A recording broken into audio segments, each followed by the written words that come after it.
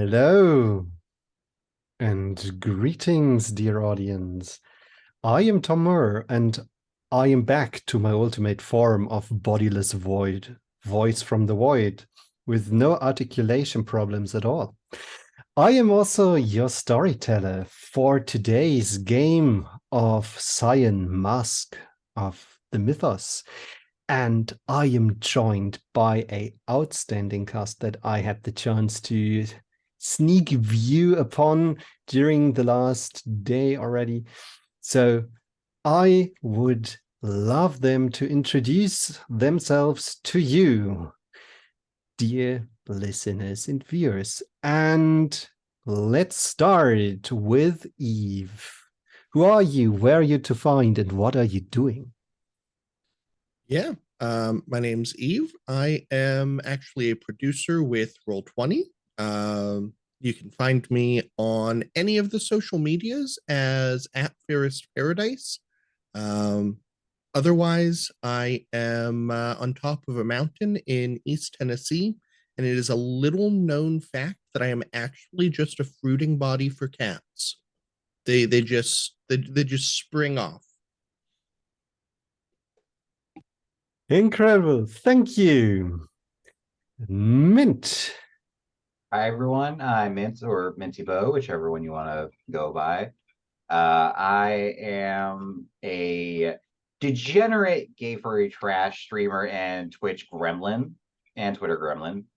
I will be playing Maria West today for you all, and I guess we're doing a unknown facts. He's asleep right now, but I am in fact part of that very, very dignified and classy percentage of people that owns an orange cat.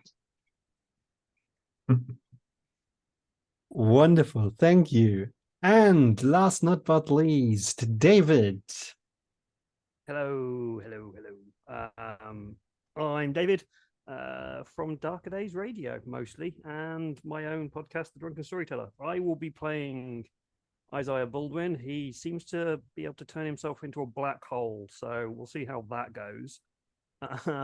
And I'm unfortunately not part of this whole thing of owning cats, and I'm very sad about it. So I want all the cats on the stream, please. And I especially want to see the evil cat strokes again, please, Eve. This would be nice, yes. My emotional support cat is somewhere on the hallway and is enjoying that it's slightly less hot there than outside. Yeah. So, Mask of the Mythos is the Mythos expansion, so to say, to Scion. And it is, it can be said in various times, and it is able to replicate very different approaches towards the mythos. But there is some argument to be made for that it is throwing a kind of new light on the whole situation, as that the deities of the mythos are not evil, but unknowable. Like, we puny mortal beings can't comprehend them, since they are working on such a large scale that any of our reference system must fail to get any sort of relation to them. And it's easy to imagine how that would be, how difficult that would be if you think about Athetos, who is sleeping, and within their sleep, the dreams, they create universes. And if they were ever to wake up, they would destroy all of them just with a blink of an eye. And so it's actually very handy that there are some of their science, who made it their task to save our fragile reality and keeping the great god sleeping. Compared to that, Zeus seems kind like a loser, because he would just vanish without being asked. Yeah, And these creatures like Azathoth or Cthulhu are the patrons of our science today. And we have got 3 of these children right now on a plane. Before I would go into the story proper, I just want to say that this is going to be a learning game as well as a showcasing. So I will try to tell you about all the important rules. If I forget anything, you're very welcome to ask. So, but now, without any further ado, let's get onto the flight with an Airbus from Boston to Reykjavik, and from there to Paris.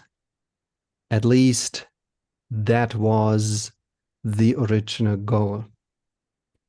But sometimes things don't work out as we puny mortals envision them to do.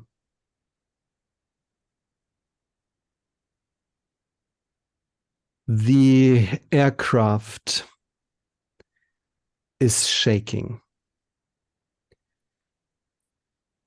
A few minutes ago, the alarm signs went up glaring.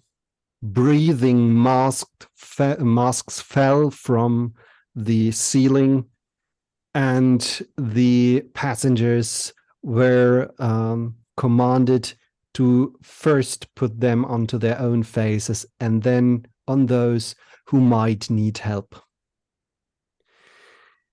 The personnel on the flight is now about to fasten their belts, and you are ordered to get into your safety position.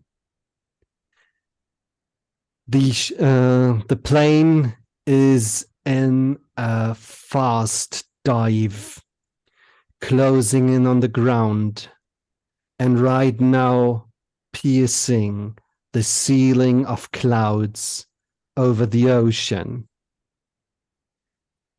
We've got 3 people on this plane that I want to have a close look into their heads and want to learn what they are thinking. Let's start with Isaiah.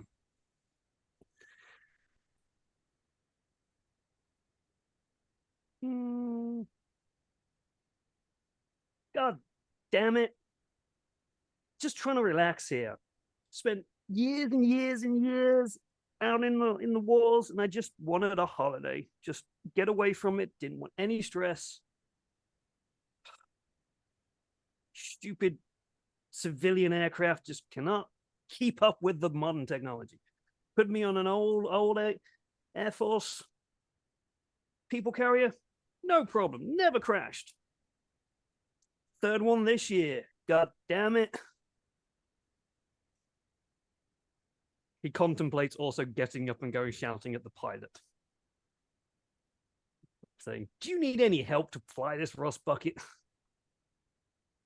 But he's contemplating it at the moment. Okay. But he seems remarkably unfazed at the moment. Mm-hmm. And I'm sorry about my appalling American accent.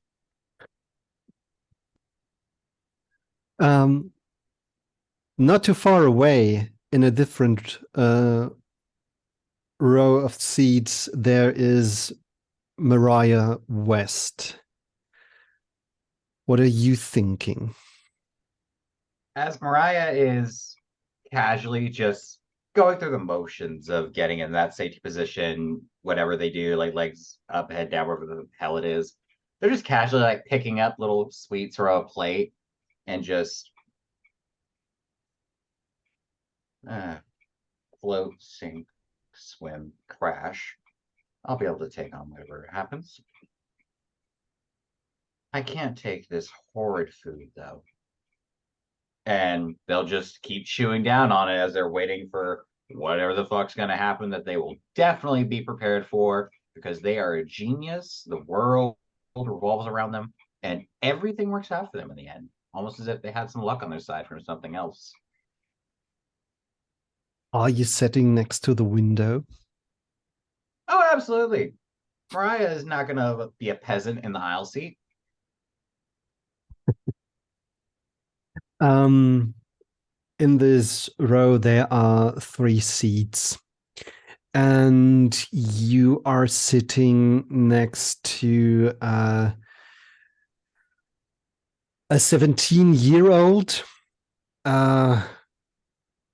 boy, muddled brownish hair, and he is trying his best to stay in safety position. And you see his mother next to him, and the boy looks up to you and says, "You really should, get down."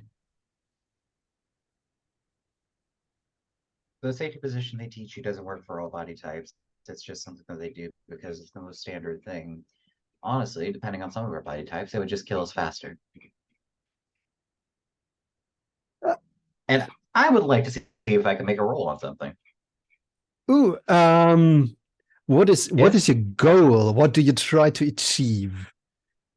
They're going to look at these 2 individuals and use their medical knowledge to say, hey, is this proper safety position they have taught you the proper one? Are you doing it right? Or is there a way you can, increase your chances of survival right now with just positioning your body differently? This is an incredibly awesome idea. Yeah, I love this. So this would be a medicine, and I think you are mainly using your already existing knowledge. So probably intellect. Intellect, medicine. Yeah, and you just add the dots in skill and attribute, take the number of d10s and roll. 8 and 9 are... Sorry, but I don't mean to keep interrupting. Sorry. It's all right. 8 and 9s are successes. A 10, you keep the success and you can roll the die again and have the chance to earn further successes. All right. Sadly, these people are still alive, so this doesn't count as a corpse. No, not necessarily, no. Not yet. Not yet. All right. So anything 8, 9 is a success and 10 is good. Well, I got 110. Yeah, just 110. So that's just 1 success. Yeah. But I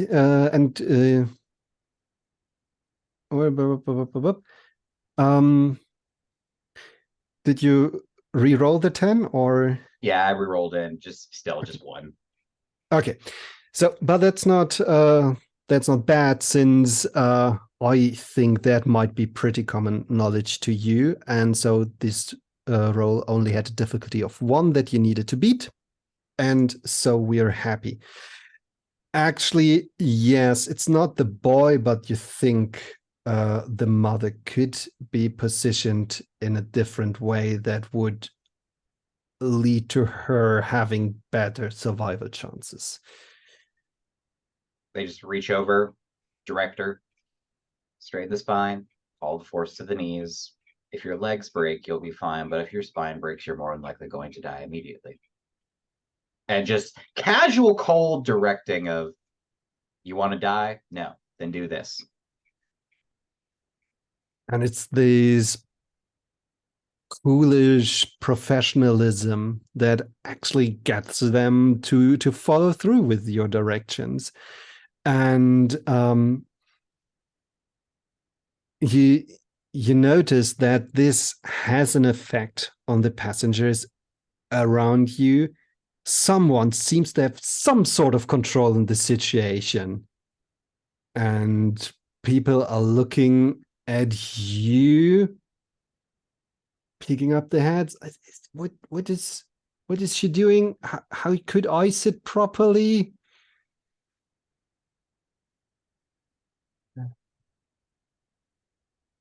Everyone always needs someone.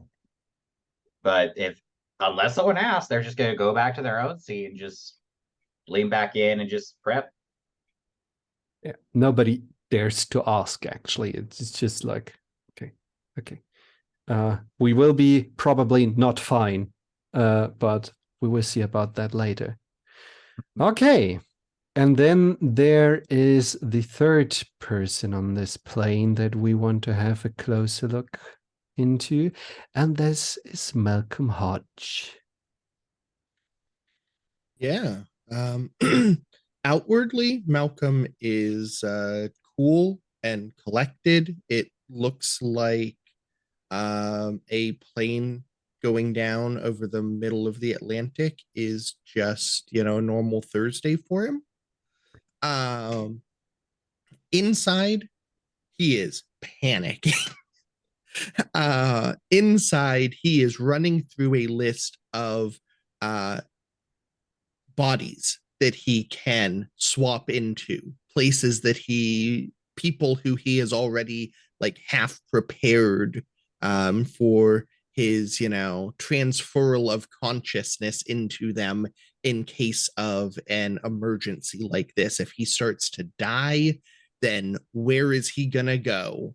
And he at least knows that the answer is into someone else's body, but the rest is still sort of up in the air. But he gets his little safety mask on. He gets in that safety position, probably eyeballing what Maria had been doing, and then just sort of shrugging, because at the end of the day, it doesn't really matter to him that he lives. He wants to, but if he has to switch into another body, then, well, it wouldn't be the first time. And he sits there, unmoving, implacable, and waits. Okay.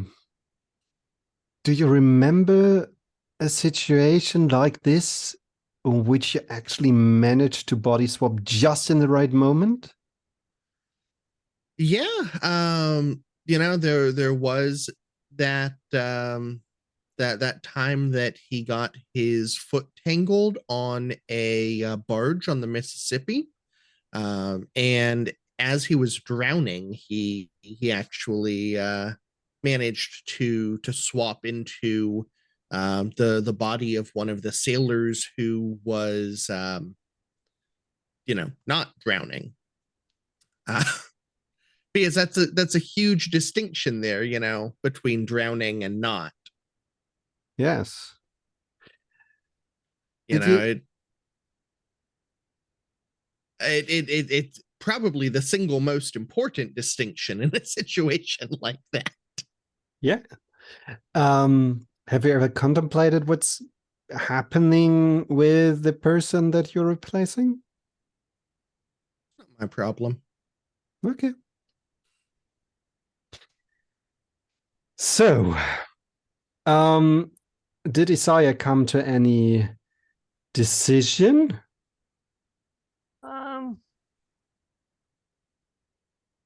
Is there a way to tell what's wrong with the plane? Can you tell whether it's like maybe the pilots have actually collapsed and the plane is just falling because of lack of control, or is there an actual physical engineering problem wrong with the plane? Can I make a check on something that I'm probably going to have no dice for because I've just looked at the character sheet? But I wouldn't know how you would notice this at that point. It's not like there's some part of the plane in flames or stuff like this. It's just Okay. like So there's no It- loss of air pressure. It appears fine. We're just kind of yeah, it started with some turbulences and then a constant feeling of falling. How long have we been falling? This is going on for a few minutes at this point. You've been at intercontinental travel height, which is several miles in the air. Still seems a bit long to be falling. Isaiah is going to probably get shouted at for doing this, but calmly and serenely just unbuckles his belt, stands up, and with remarkable grace, with the tilting plane, manages to calmly walk forward down to the cockpit and knock on the cockpit door and go, "Everything all right in there?" Nate comes out. You are being shouted at by one of the flight attendees to get back into your seat. Are you paying any attention to that? I turn around and go, "I'm a pilot. If I can help, I spent years in the army. I know how to fly. This is a bit odd. I want to make sure we've still got pilots." And as you respond, you can hear from the cockpit. There are agitated voices, and two people are more or less screaming at each other. I'm gonna guess I can't hear what they're saying, but I can just hear the screams. Yeah, it's really muffled. Hey, pilots! I'm not sure panicking's a good idea. Is there any help that I can help you with? I'm gonna try the door, but I know it's gonna be locked. The thing is, as you reach for the handle, it actually swings open. From time to time, things like this happen around you. And this seems to be one of these incidences. And you see the captain and the co-pilot sitting in the cockpit, and all the instruments are just freaking out. You can see that the console of the co-pilot is losing all power for like 2 seconds, going completely dark, then getting back to life. There are all the location tools, the radar. It's all just going bonkers over the place. And it is this moment that the co-pilot just drops out of consciousness. The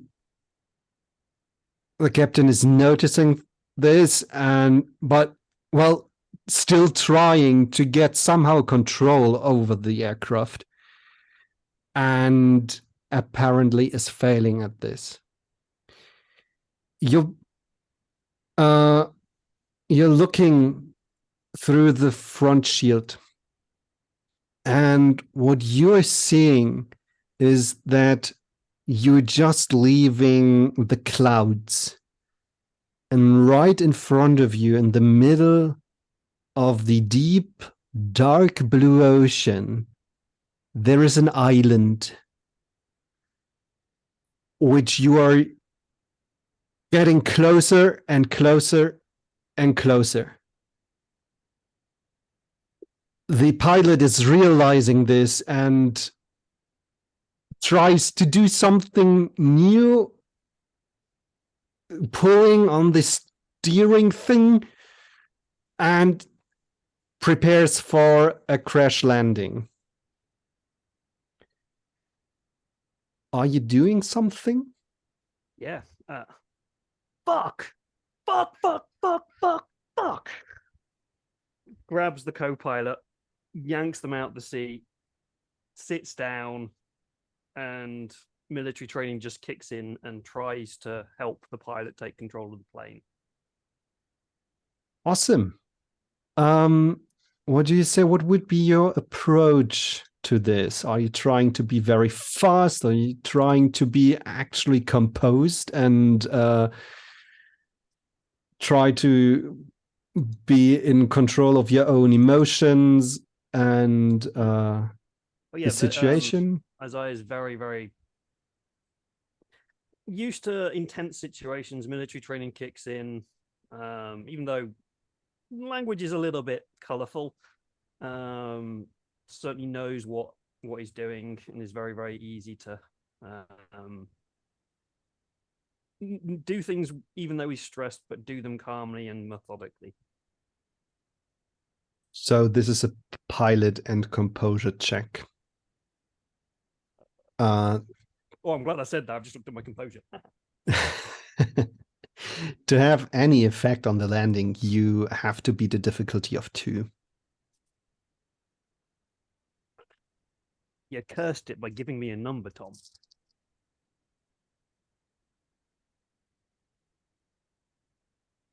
One second.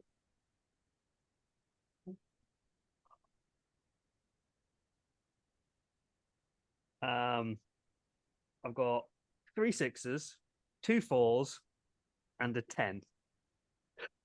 Okay. And the 10? Oh, this is not they came from. This 10s explode in this, don't they? They do explode, so you have to roll at 8, a 9, or another 10 on this one. So we may I may kill us all in the first second, everybody. Well, welcome to how I The I nearly ultimate killed us total all. party kill. Yeah, I'm not. At least I'm not touching trees this time. We're not touching trees. We're not unleashing hags. We're good. Well, that we know of. Well, we're dying. I rolled a 5. Ah, So we see the plane going down, cockpit first, onto this island. And more or less out of the nowhere, there is a beach appearing. And then there is silence. And there is a bright light. And after an unknowable amount of time, first thing that is returning is this annoying, high-pitched tone in your ear.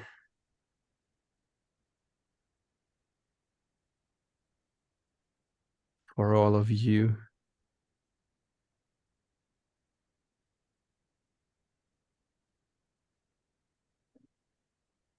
Is What this Is anybody? Does it look like anybody else is hearing it? So obviously I can only see the pilot. Does it look like he's hearing it? All of you. Isaiah is finding.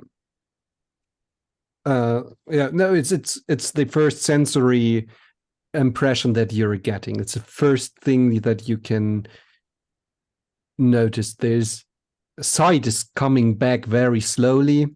Hearing is the first thing. So We done crashed. You done crashed. do they hear anything else, like sound of fire, sound of something burning, people screaming? There are no screams yet.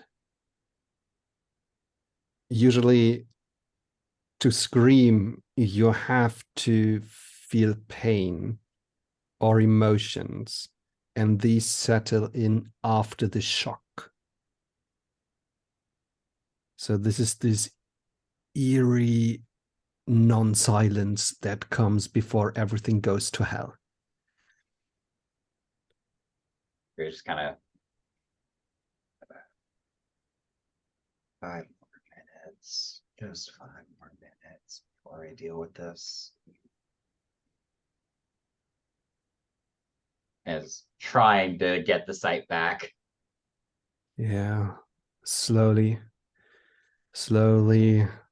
there is a faint smell of smoke. The ancient memory of danger connected to that. There are the breathing sounds of the vulnerable prey, the people around you.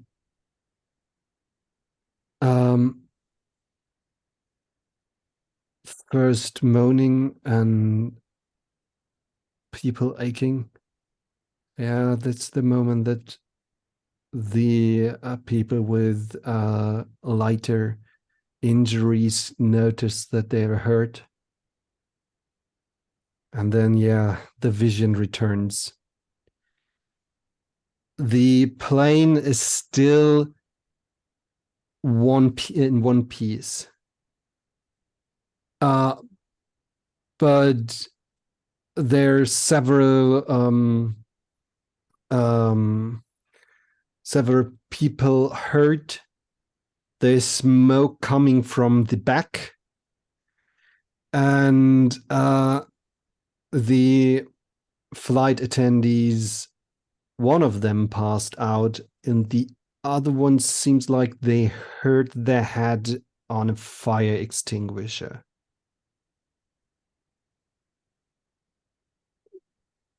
Are Getting either injured on the of safety them equipment. Sorry. are either of them going to open the emergency hatches or anything, or are they just kind of not very helpful at the moment, the flight attendants? You can see one of them actually proving to be a competent person and trying to make their way to the emergency exit, yes. I will move to the opposite side emergency exit to try and open up both. What is Malcolm doing? Probably still coming too, but glad I'm alive. You know, that it's better than the alternative. And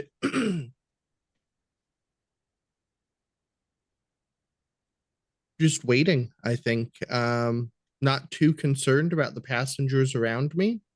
And until those emergency exits are opened up, there's not a whole lot for me to do. I will run through like a cursory check of, okay, my feet are okay, my legs are okay, I still have arms. You know, I don't have any gaping wounds in my chest or my stomach.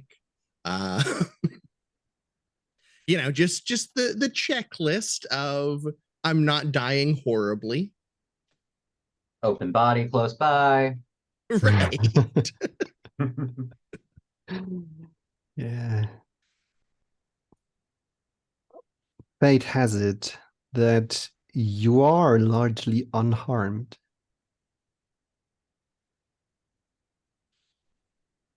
Well, isn't that some joke? Might be, yes. Mariah, Yes. you notice that the boy to your left, he seems to be stuck in his position and might need some help with getting out of there. Before they do that, how does the mother look? Because they don't want to work on the boy and then turn around and the mother somehow look in worse shape. Yeah. Not looking great. your advice was brilliant, and you successfully sacrificed the legs in favor of the spine.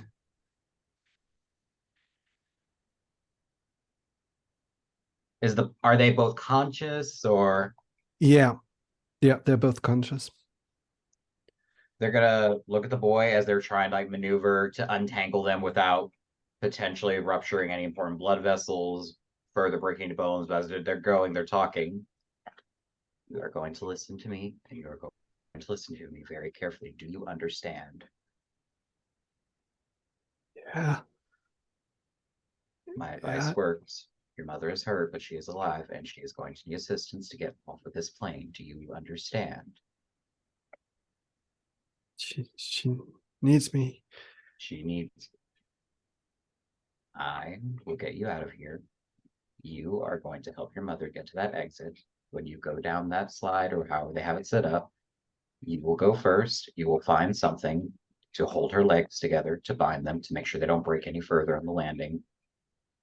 And you will wait outside the plane until everyone can get off that is alive. And we'll go from there. Do you understand? Get off the plane. Bring mother there, yes. And they'll untangle them, and we're going to try and see if we can have a better medical check to at least get some sort of a splint on these legs, just that way she can at least be transported without, hey, there's my femur, there's my tibia. Yeah, like we're not trying to play Operation real life version. This ain't VR Operation. Yep. So it is a dexterity roll and, of course, medicine. Ready.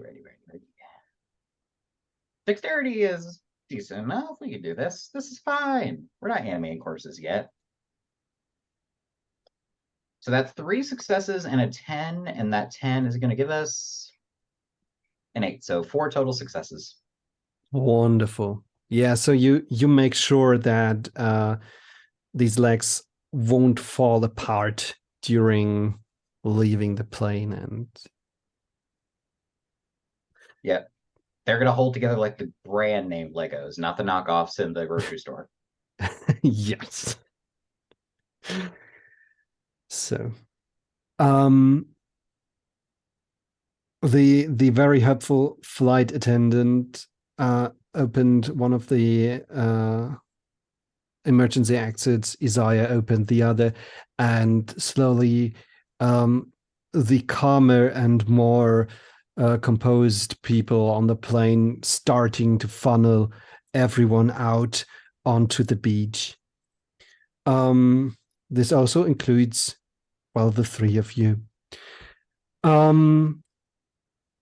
It takes some time, half an hour to actually get everybody out, account for them, checking for the direness of any wounds, and to just get everybody into a resting situation or something like this.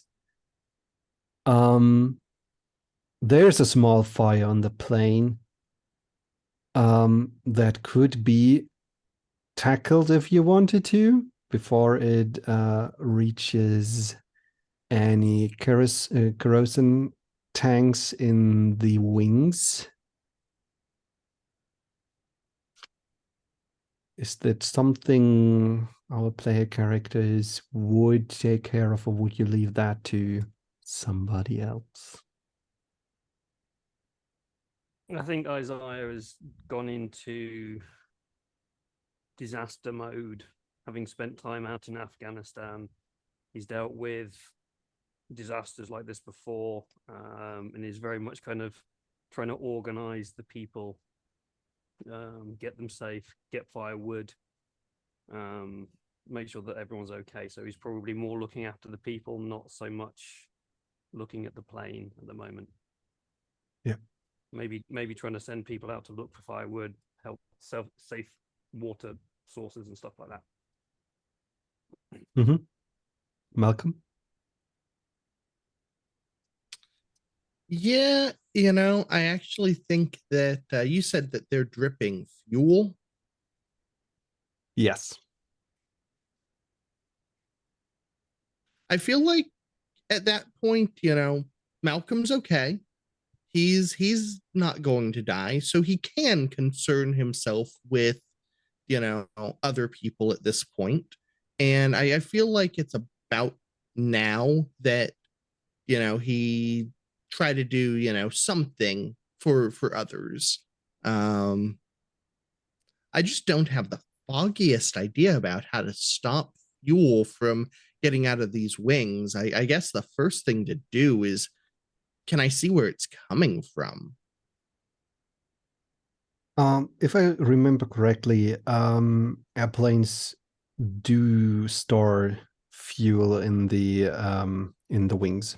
So there would be the tanks, and if you're having a closer look at the leaking wing, you notice there is a crack in the hull and also in the tank. Okay. I think that the best thing I can do here is likely to just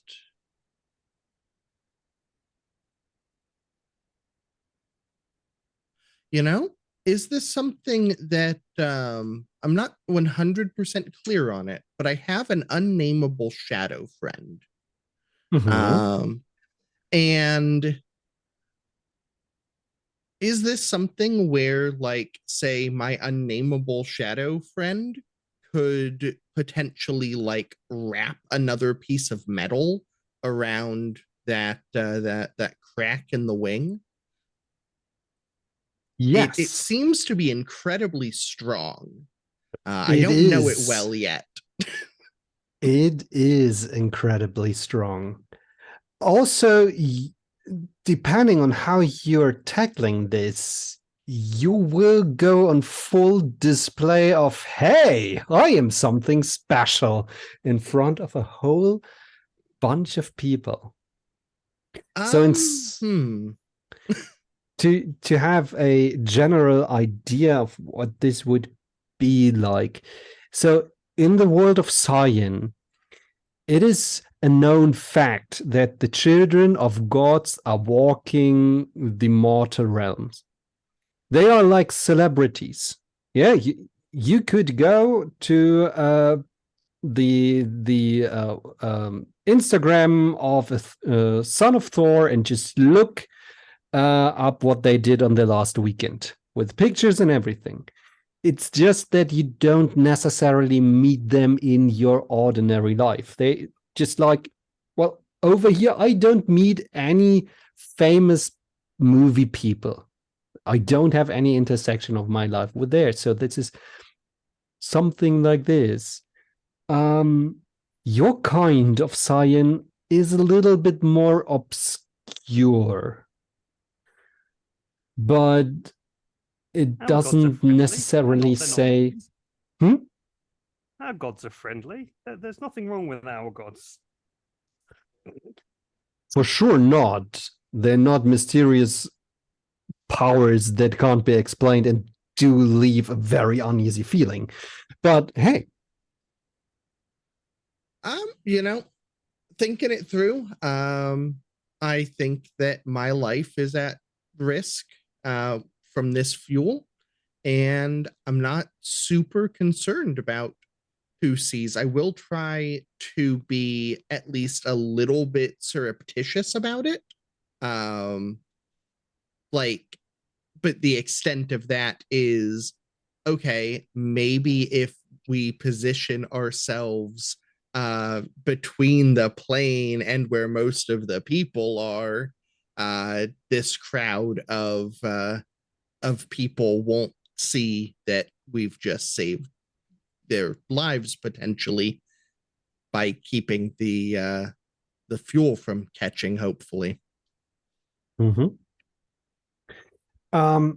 I think we can get an idea of how stealthy you are by doing a fitting roll of subterfuge.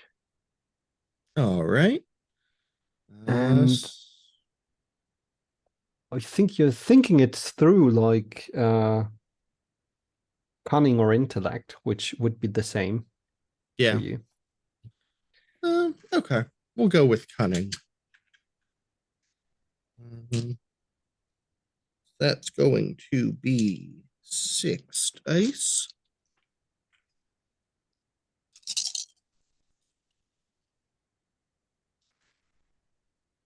That is a single 7. So this is no success. 2 1s, so it's a botch. It is actually a botch. Okay. Mm. This actually is an amazing opportunity to tell you about failing forward, because the story path systems have a failing forward mechanic, and this means you are generating momentum, which just works like rewrites in the came from games. So you can spend momentum on your dice rolls to get another die, or you can spend momentum to fuel some of your powers. On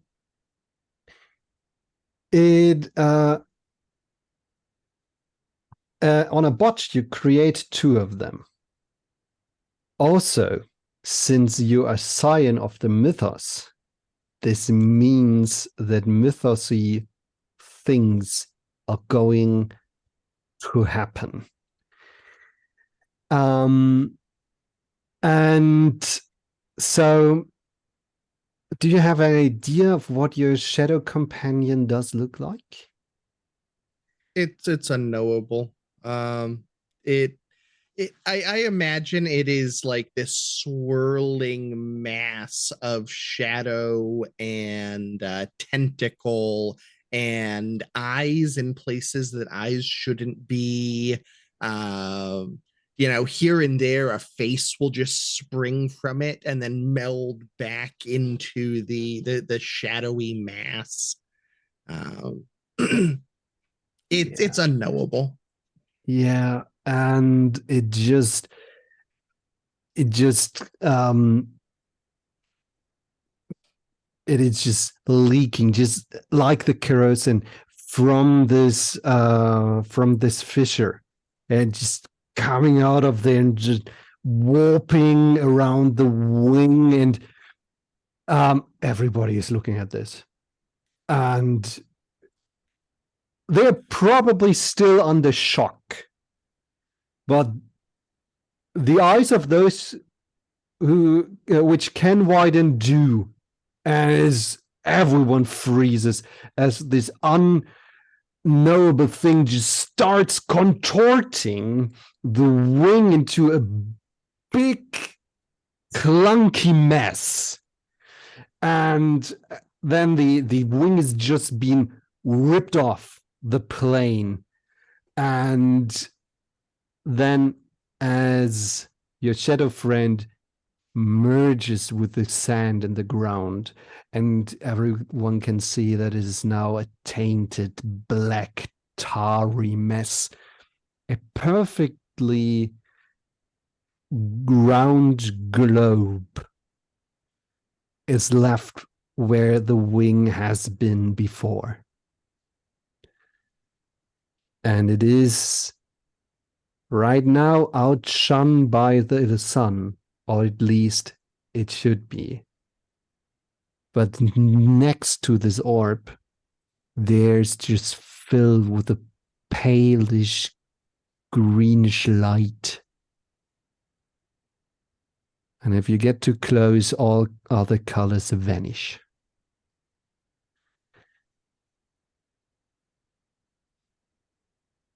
Nothing to see here. The wing was leaking. We were all going to die. Nothing to see here. There's a side eye for Maria as they're just going around triaging whoever needs medical assistance. Yep.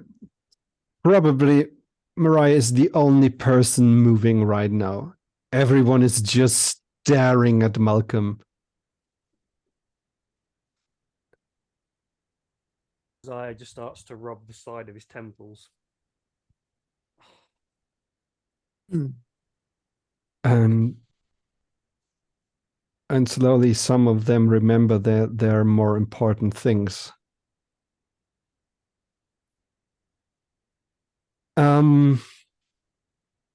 Like Charlie. Charlie, the 17-year-old boy, gets Mariah back to his mother. Name is Patricia. And he is saying, oh, thank you. I think without your help, we would have, I might have lost her. Probably. Take this as a lesson. Learn everything you can. You see knowledge that could help you anytime, you devour it and leave nothing left. They take one look at the mother. The femur shouldn't be broken. She's most likely going to need physical therapy. You'll need to help her for at least a few months. Can you do that? Sure. Keep tabs on her.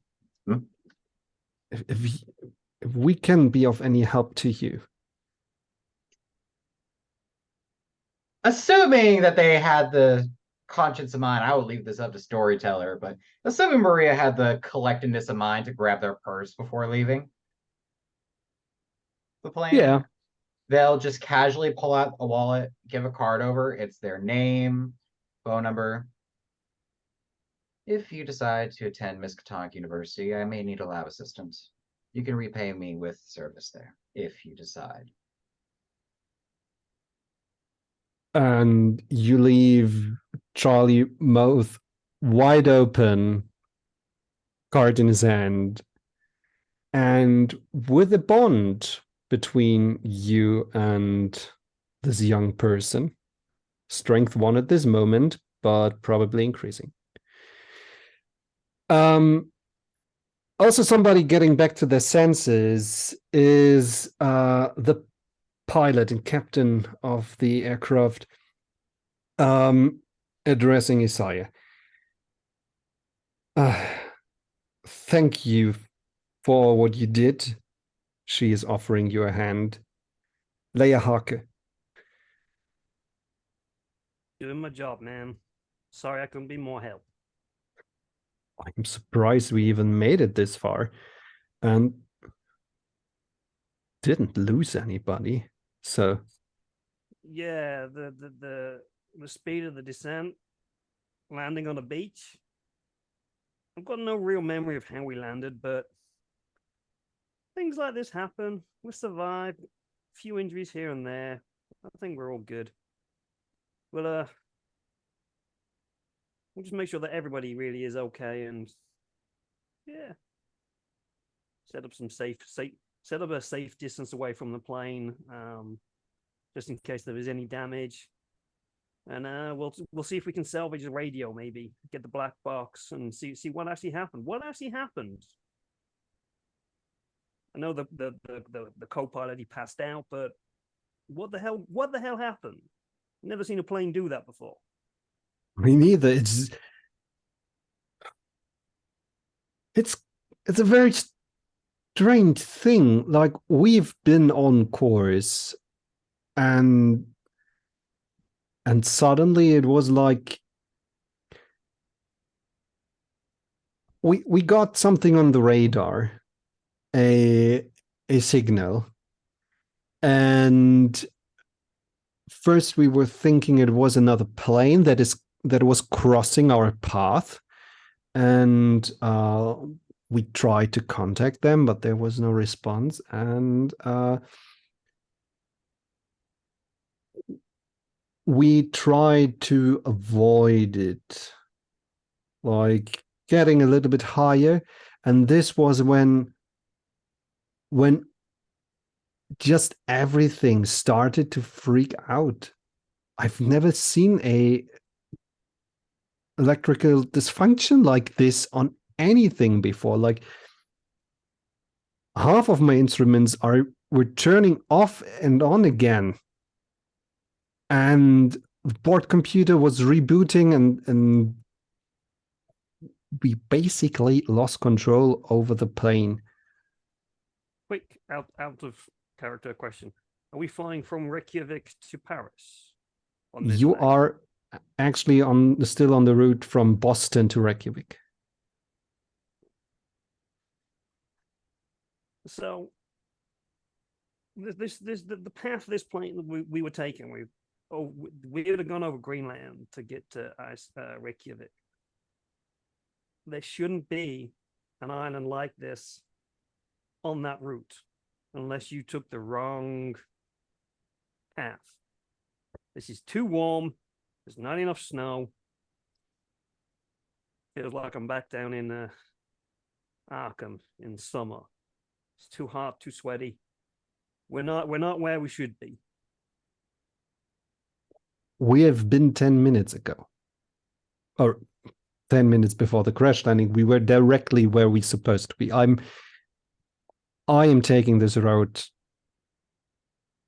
quite often.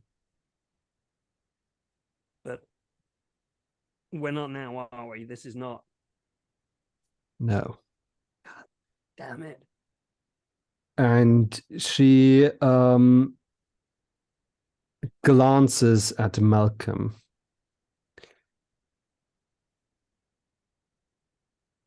Isaiah catches what Malcolm is doing. He's like, don't worry about him. Don't worry about him. He's all right. He's fine.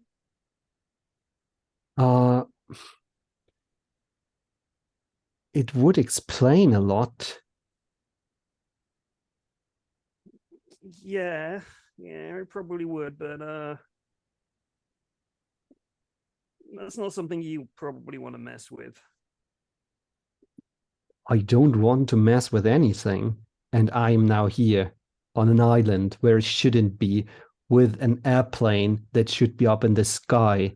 And to be frank, half of these people should be dead by now. Let's just deal with what we know. We're alive. We're safe. We've landed. There's wood for a fire. We can sort out water. How about you organize some search parties to find some water, some food, get these people warm, help that lady over there who seems to be talking to the boy, and I'll go have a word with our friend who seems to be doing something a little bit odd. You focus on the people. You can do the people. You're a pilot. Yeah, you're well trained. You should be able to deal with this, I feel. How's that sound? This sounds good, but maybe you actually can take him, and we need to know more about the place that we have landed at, and maybe do a little bit of scouting. Yeah, we can sort that out. We can sort that out. We've only just landed. Everyone just needs to get their heads together, make sure we're all whole, and then we can set up a little base and a little camp to stay with. Then we send out the scouts to really check everything out. First rule of military: if you're lost, make it safe. So let's just sit down, make a camp, make it homely, make it safe. Then we'll check it. Yeah, you're right. You're right. And we have a short jump cut to probably 1-2 hours later. Most of the wounded are taken care of, and everyone is settled, and take away from the water line, because actually the tide is rising and nobody wants to sit in the water. And yeah, might be happening that the three of you find yourselves at the edge of the, in the lack of a better word, encampment. The minutes that she is anywhere near Malcolm and they are away from the others, it's just direct head on. Was that the best idea? Well, the fuel was dripping. And if something caught, we would have all died. I don't feel like dying today. To be fair, they weren't supposed to see, but I didn't expect there to be that huge gaping hole in the plane, right where we decided to stand.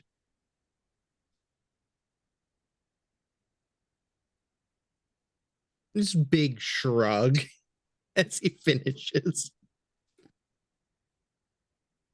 I just go over to Isaiah. You're remarkably calm about this. What I'm trained with, man. It's not the most fun of situations, but I've been in worse. I've been in worse. But I'm at not- least the worst I can usually explain. This one is a little bit tricky. I'm not referring to this overall situation, and that's just casual point to the wing.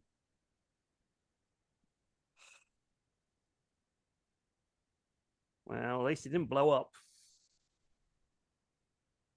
Thank you. That's what I'm saying. Is it still glowing green? Yes. That's not going away. So did you do the glowy green shit as well? No, that just kind of happened. I'm not really sure why it's glowing green. Hmm.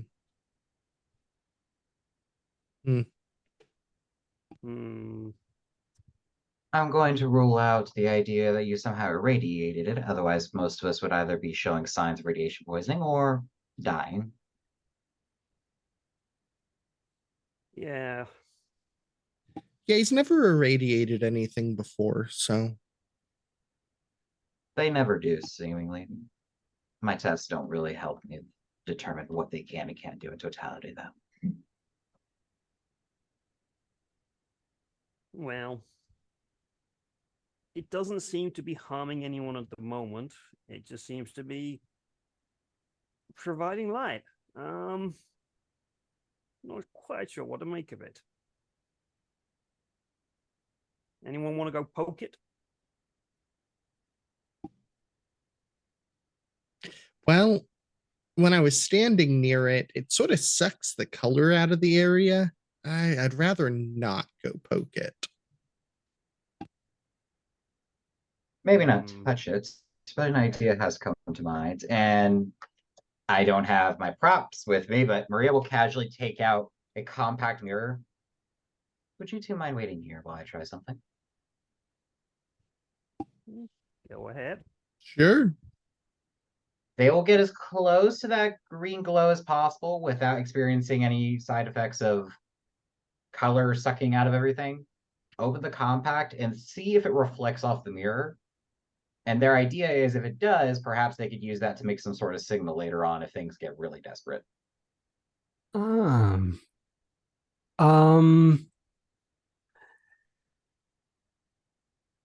very interesting question. It's outside the box, so whatever dice pool, whatever I need to roll, I'm totally down for. I love your idea, and I don't think that you need to roll. I just try to get an idea of what's actually gonna happen. So your idea is that you want to reflect the light and to have like a the signal, right? They want to test if it will reflect off of the compact mirror, Then later on, if they need to make some sort of signal, they could use a bunch of reflective surfaces. But this is just the test run. Yeah. And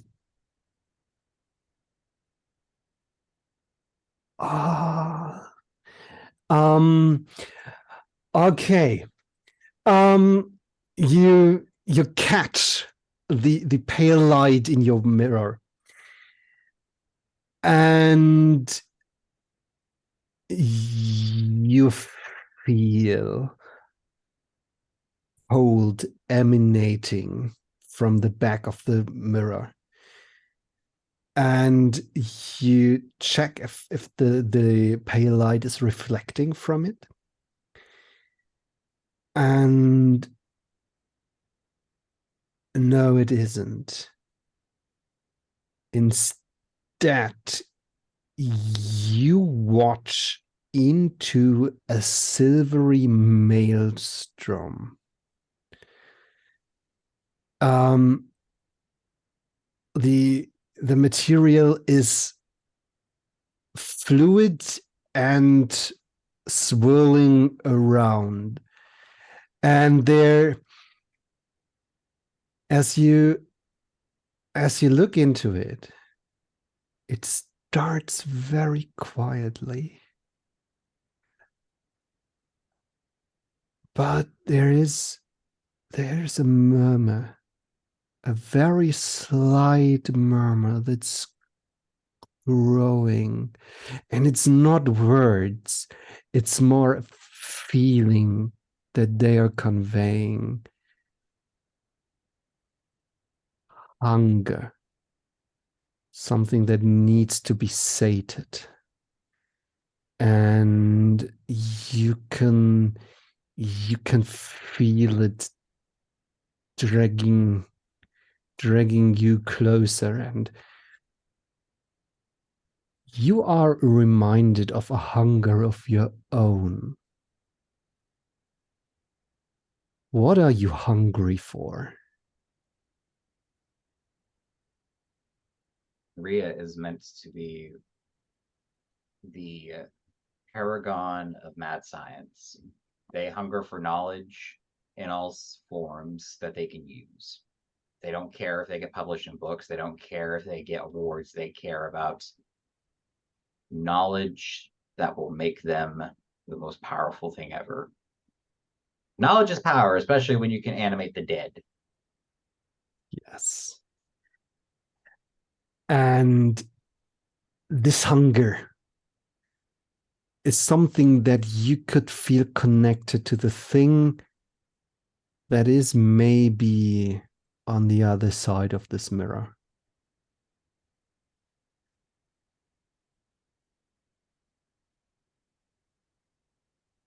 They stare into it for a bit. And then after a moment, I don't have time to chat, but maybe later. And they'll pocket it and go back to the others. Yeah. As you return. Why do I get the feeling I fucked up? I didn't know. As a return to the others, you notice that actually, as they have settled down, several of the passengers have started praying, following their own religions and beliefs, and fulfilling the rituals that give them comfort in those trying times. Of course, there are now questions of how can we leave this place? What will we do? Yeah. As they get to the others and they just kind of stare them both down. Fuck, I've just remembered. Yeah. One second. Pulls out what looks like a military grade phone. In theory, this shit should work. And I think we can use. Can I use it as the actual rules for Igala? Or Dude, I'm guessing we're not where we're meant to be, so therefore it won't actually work. that's the thing. This is the relic I mentioned on my emails, but we can go through it. We can have this moment. Yeah, but this shit, this is not military. This is connected to well, you know that all that shit. This has never failed me to get in contact with anybody. So just give me a second. I forgot I had it, all the brain rush and all the panic and whatnot. So give me a second. Flip it open. It's like a proper old school military radio size chunky phone from the 80s. Flips it open, turns it on. Is there any signal? No. There is no signal.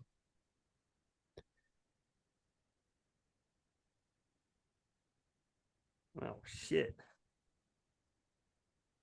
That's never happened before.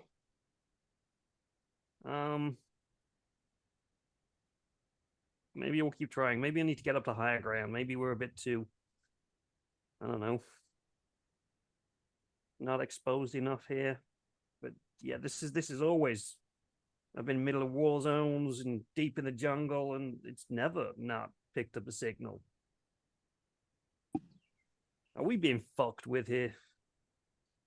They kind of like look to Malcolm, look back. Well, from what I just experienced, I would hazard a guess that we're not in Kansas anymore, Dorothy's. Seems that way. I like Isaiah's idea about higher ground. Maybe we can get a sense of where we actually are and what's going on. Quick question about the setting where we are. So Yes. we're on a beach, effectively. Yeah. What's beyond the beach line? Does it go into forest? Does it go into flatlands? It does go into forest, and further down the line of the beach, the ground rises, and you can see in the distance that it is developing into cliffs. How tall are the trees in comparison to how high the plane is? So could I climb up onto the top of the plane and get a view over the top of the trees? Yeah. Yeah. Cool. So let's see if we've obviously got the cliffs down there. That's going to be a hard climb, I feel, for some of the more injured people. But let me just pop up on the plane. I can just get up on the top. We'll have a look and see if there's anything around nearby. I'm now going to hope that I can actually climb. I can run. This is all right. I think you can climb. You can get up there. And you can see atop the tree line for quite a while. And you can actually see some smoke rising up to the sky, not too far away. You would say this might be a village. Is it near the cliffs?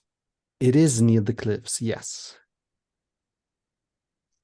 Is there a maddening sense of patterns near the cliff? No, there's not. Cliffs of madness, cliffs of madness. It's nothing like this. All right. I'll jump down. So there's smoke near the cliffs, possibly a village of some kind. I think we should go check it out. But also in the cliffs, there may be a less exposed, safer place. There may be some caves or something we can put the survivors in, keep them warm. It's better than being out and exposed on a beach or randomly stuck in a jungle that we don't know what's out there. There could be tigers, snakes, all sorts of shit out there. I think we should go scout out those cliffs and see what that smoke is coming from. Anyone fancy a trip? I'm guessing maybe you need some new shoes, Murray, ma'am. Those are not the best for I feel on sand. They kind of just like look down to their sneakers. I've done field work in stilettos. I can manage. I also do need to see if I could perhaps find some herbs or something that could be used to ease some pain here. Some medicinal properties can actually still be used in the modern day, despite what some people will tell you. And if any of them comes could, from trees, so yeah. And if any of them could at least quiet their moaning a little bit because of it, then at least I'll be able to sleep a little bit better. I think Malcolm gives Maria kind of a, begrudging look of approval at the, ancient remedies can still help people.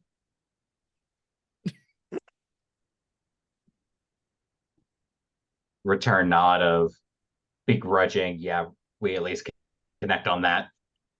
Better connect on herbs than shadow people. On things I didn't realize I was going to be saying today. Probably not, no.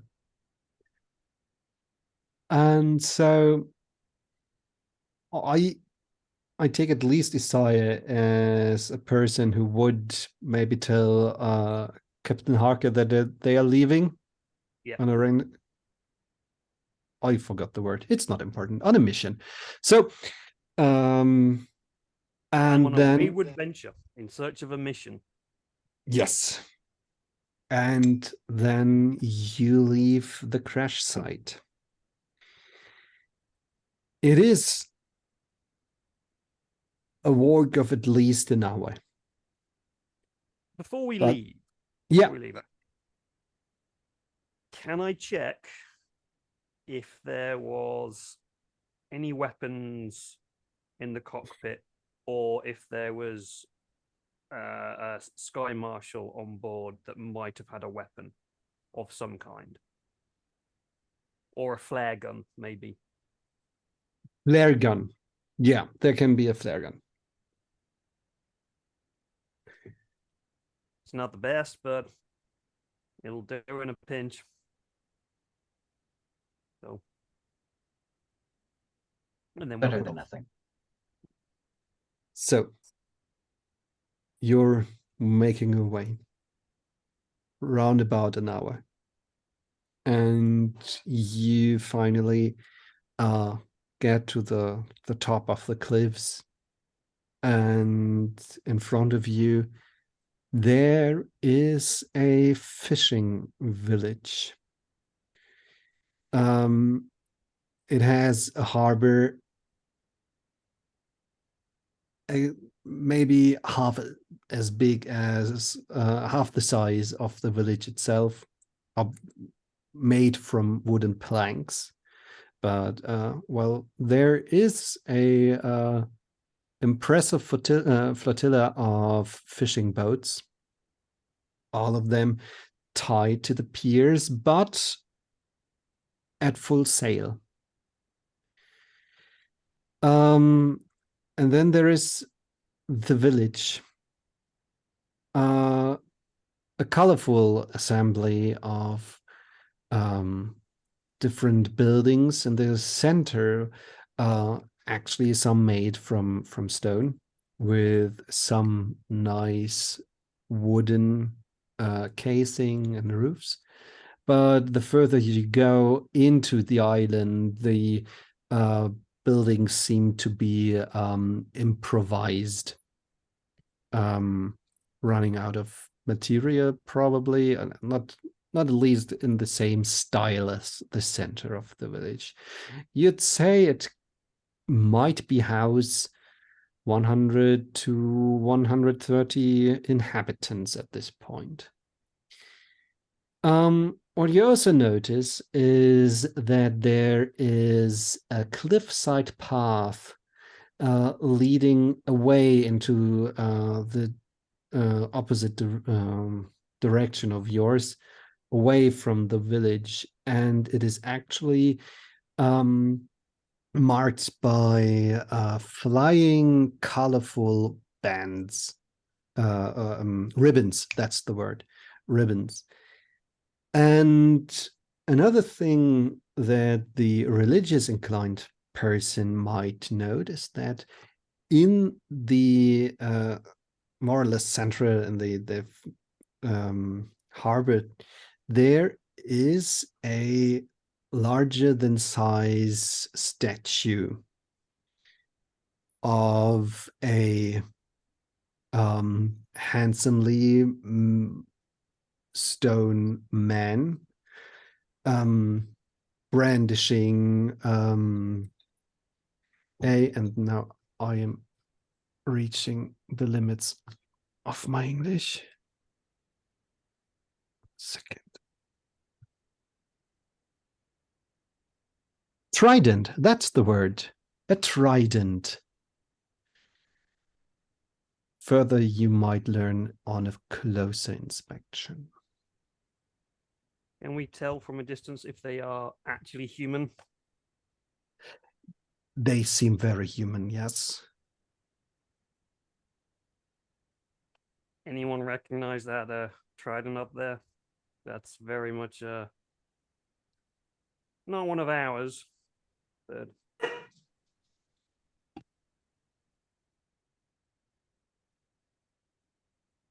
There's many of them. Has to have some symbolism to it. we're by the sea. Big trident, big strong man. Has an argument with his daddy quite a lot. Is it Poseidon by any chance, do we reckon?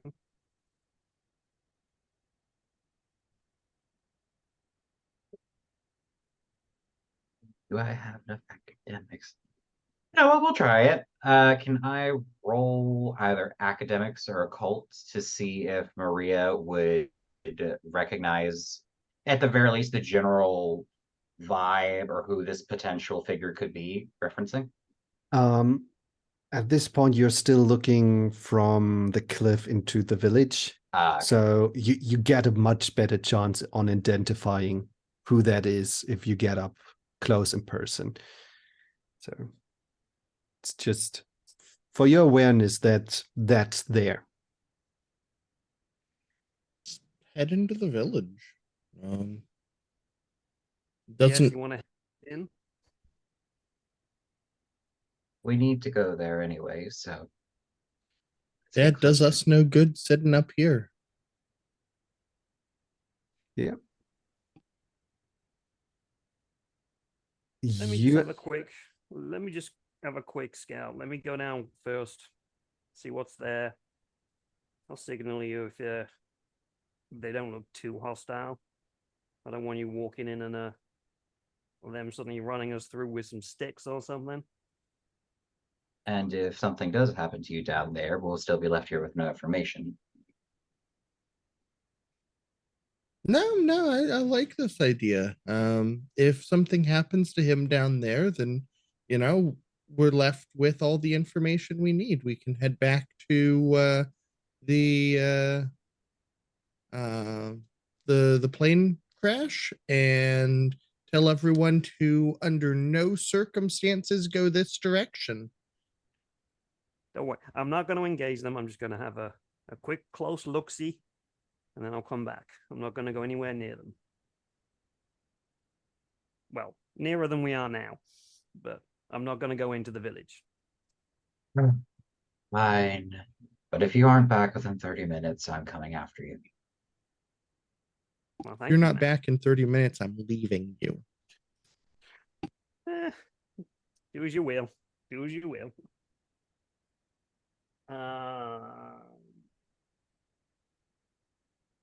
Yeah, so I'm gonna move up and have a quick look around. Isaiah's gonna have a quick look around, but not go into the village. Just get a bit closer, see if there's more that I can see.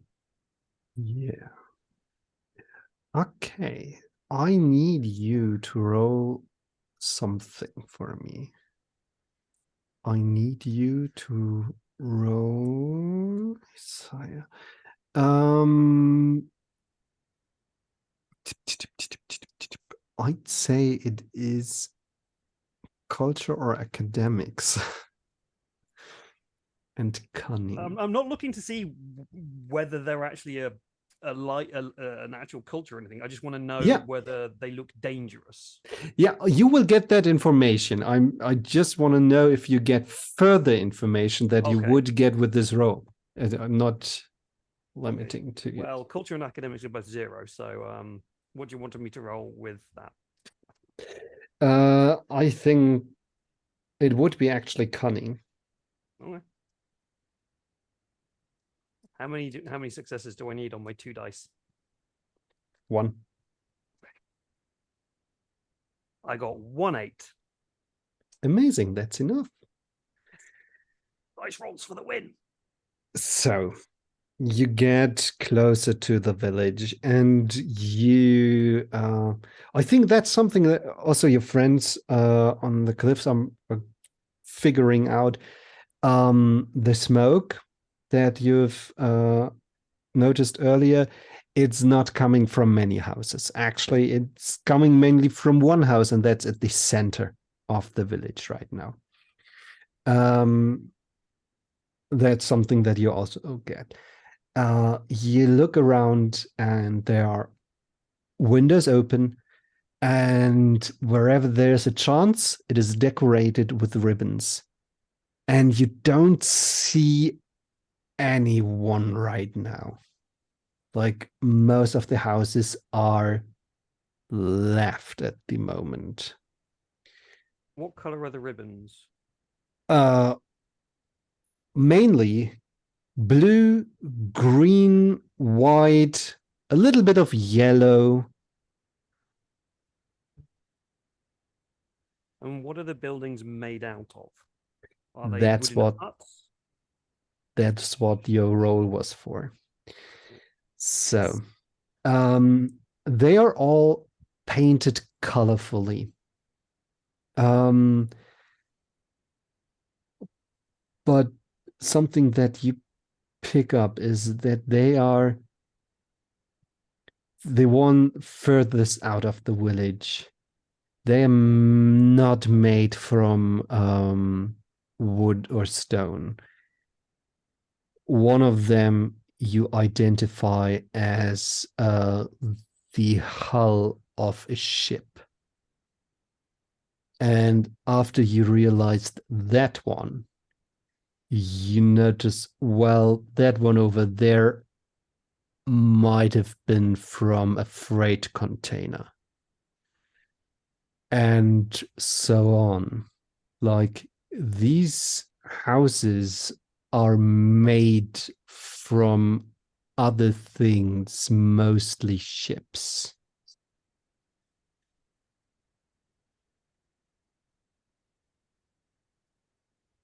I will go back after I've seen this and just meet up with them.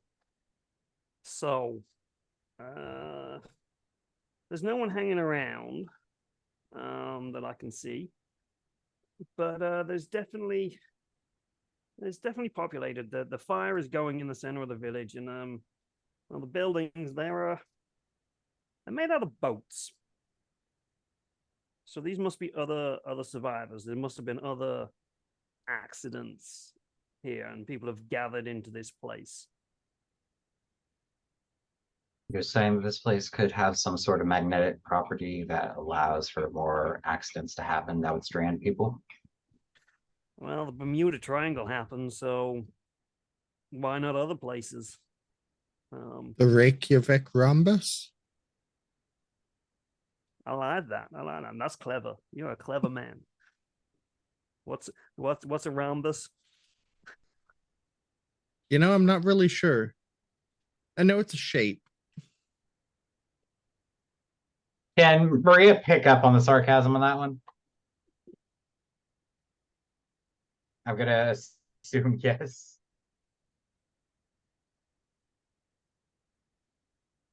I'm guessing there's some very heavy sarcasm in there that's not going to be missed. Just making sure. But Rio kind of like look out. We need shelter for those people, and we need to figure out a way off this damn island. So perhaps it's time we all go down and investigate together. Yeah. As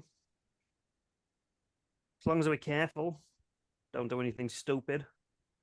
I'm sure they'll be willing to help if they're in the same boat as us, so to say. We've got materials to build new sorry. We've got materials to build new dwellings. We can rip the plane apart. At least it'll keep us warm and dry for a while until we can figure out our next move. But yeah, let's go. I'm happy to head down. Sir, what about you? Yeah, I think we should. I want to get a better look at that statue anyway.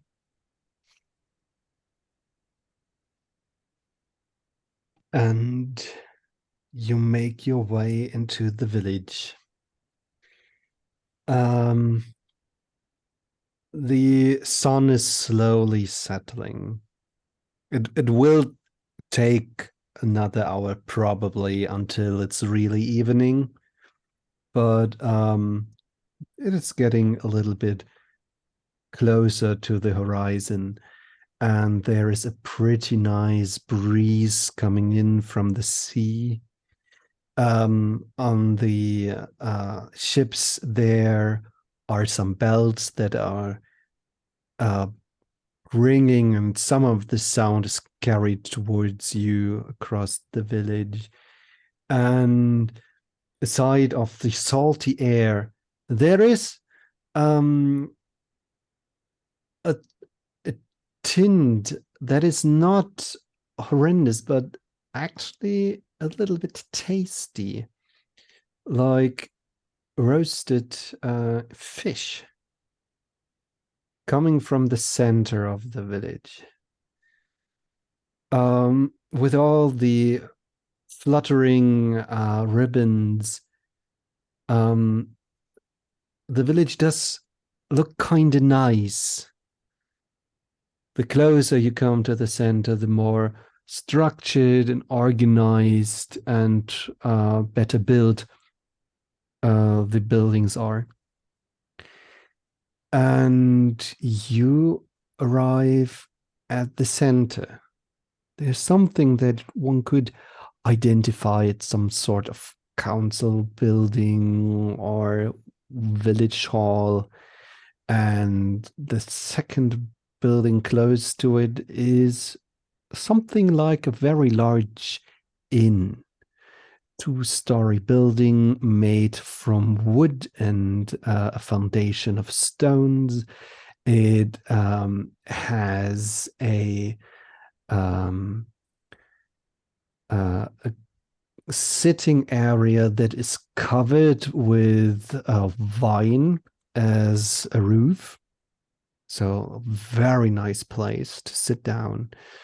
And it is the building that the smoke comes from. And actually the smell as well. And it's the only place that you notice there's signs of active life coming from.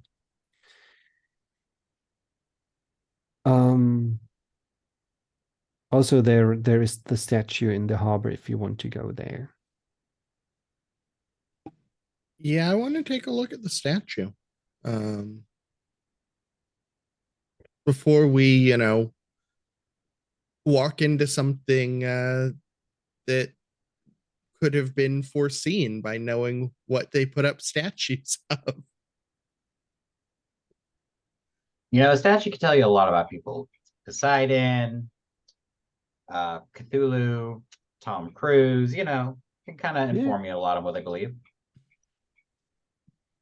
So, you close in on the statue. And as I said, it is larger than size, and it is made from white marble. And it's the antique artsy stuff. Yes, artistry, that's the word. And you have this man, six pack for days, muscular, a kingly appearance with a beard so magnificent.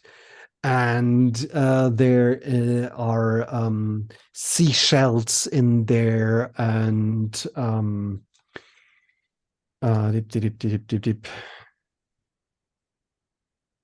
and starfishes, and he has waving long hair and wearing a crown made from corals, and he is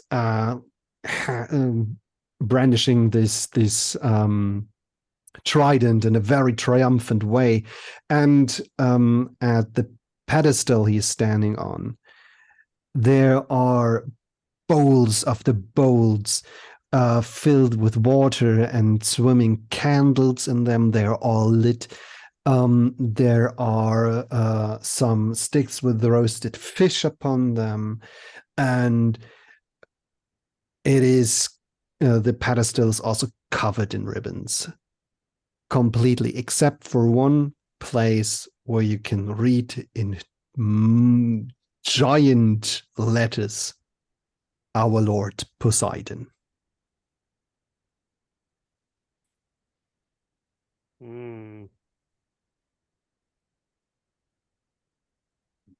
Told you. If that were But the what's case, he doing here? What's he doing here? This is.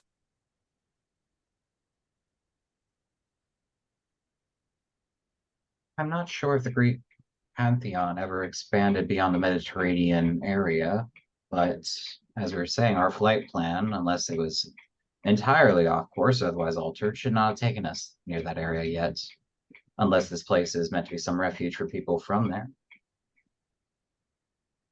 Well, what's that story? What is it? Is it Atlantis? Isn't that like a thing from the Greek mythology? I don't know. It's not my thing. I'm sure you would know more about that, man. They will actually look to Malcolm. What do you know about it? I know that it's an island that was supposed to be sunk. Is there anything else that I might know about it? I'm not sure exactly how much Malcolm knows about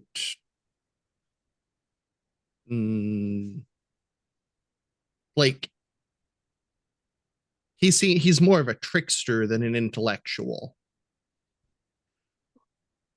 Maybe he does know a little bit with culture and intellect. Yeah, okay. I'm gonna roll that. That's 5 dice. Let's see if my string of rolls holds up here.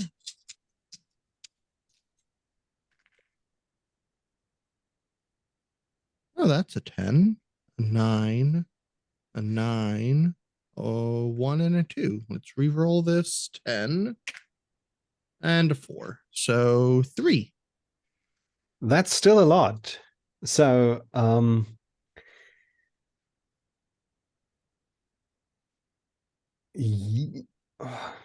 this might not be true in any sense or way with the original Scion setting. At this point, this becomes our version of Scion. So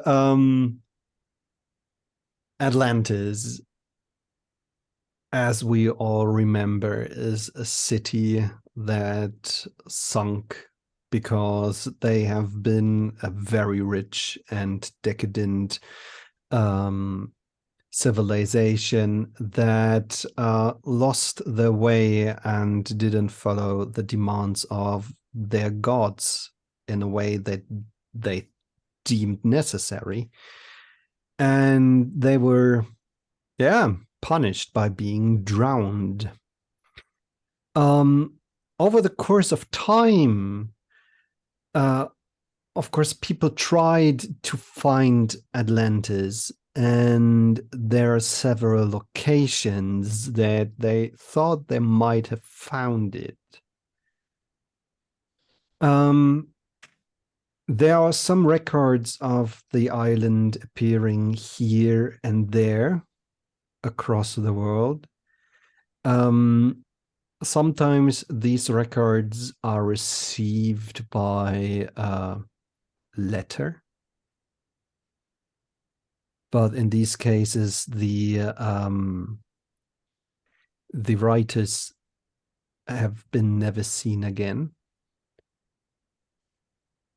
Or if somebody returned from the place they deemed Atlantis to be, they have never found it again. But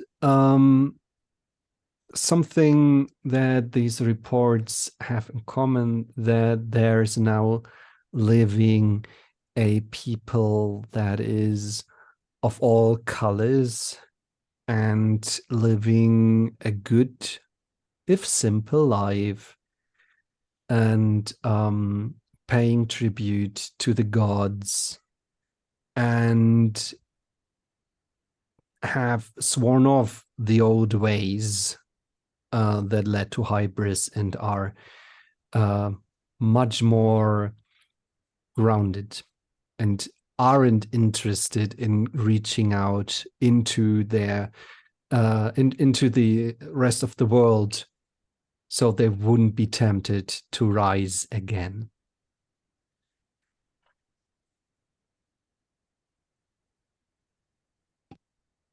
As you remember this, probably telling your comrades, you look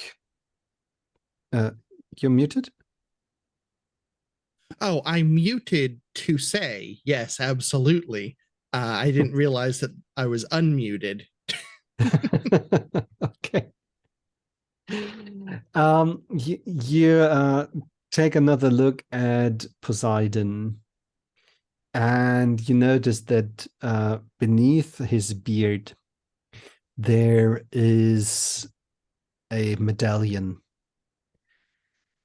and that's in the shape of a male strom.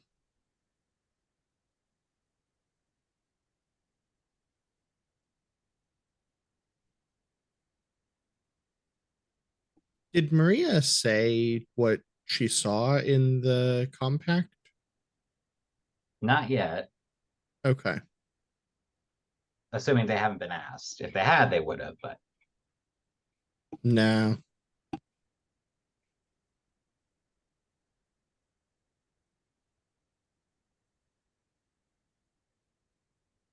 well, what do you suppose? I suppose that we go with what Isaiah was saying, and I guess go say hi to these folks. Hope they don't decide to stab us with sharp, pointy sticks. And maybe we get the rest of the crash survivors over here tomorrow.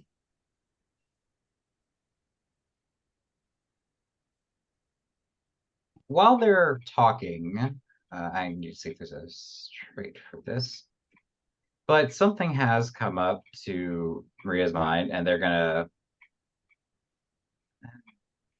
I'm not sure there's a role for this, but to try and check, like, casually check around and see, hey, is anyone like watching us at the moment?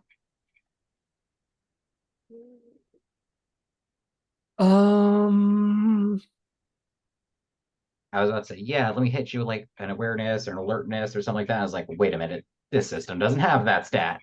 Not necessarily, and I yesterday we went with cunning and survival. Well, I got no dots in survival, but I do have 2 dots in cunning, so I'm gonna let that dice fall and see what happens. Oh no. We got a 6 and a 1. Okay. This is a barren place. Nobody is watching you. Could always be worse. Very well. Isaiah, you seem to be more social than us two. Would you mind being the one to do the greetings? I have a way. I wouldn't say it's social, but This one mainly talks to shadow people, and I'm used to working with cadavers. It seems you are the most social out of all three of us. I usually do my talking with weapons. Do they I'm not usually sure. talk back? Not a lot of the time, no. There's usually not enough of them left to talk back.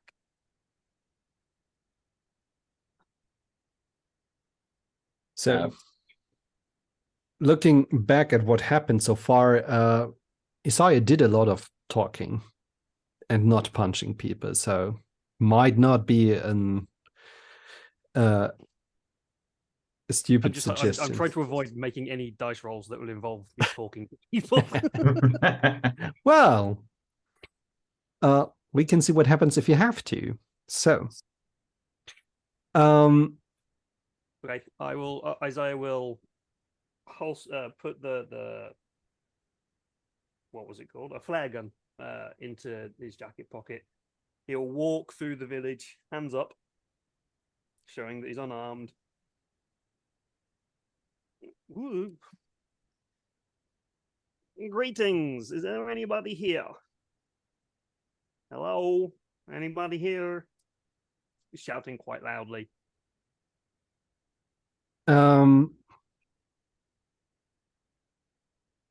You from the corner of the eye, you see a movement around the corner of one of the buildings here, but it's gone very fast. And as you turn around to maybe take up pursuit or anything like this, there is a voice coming from that in place. And a woman round about maybe 50 years, you can see that the hair is getting gray in some places, comes out of the door. She is wearing clothes mostly in blue and white, and if you had to guess what the attire is made of, you would say scarves. It's just 105% scarves. And she looks at you, and there's a very friendly smile appearing on her face. Insight check, insight check, insight check. Wrong system, but yeah. I cast Detect Evil. And she is waving at you. Hello, what a surprise. Yeah, hi there, ma'am. I was wondering if you could help me and my friends. We seem to have arrived here, and we're not quite sure where here is. Here is our home. Grandfather sends me my blessing. We call it our home for so long that I actually don't know how you would call it. But you arrived. Oh, the eruption. Yeah, that may have been us. We arrived, but it wasn't really a choice, shall we say? And she is looking you up and down as if she's worried that you're wounded or something like this. Are there more? Well, there's myself, my two friends who are hanging back, and maybe 100 or so people on the beach down the way. Oh, Lord and Protector. Oh, how have you ended up here? I have no idea. We were flying. We're going from Boston over to Paris, and then the plane just dropped out the sky. And then next we know, we woke up on the beach. Plane's still there. People are still there. Yeah. Oh, No this one's is injured. horrible. It's not the best situation. I'll tell you that. Yeah.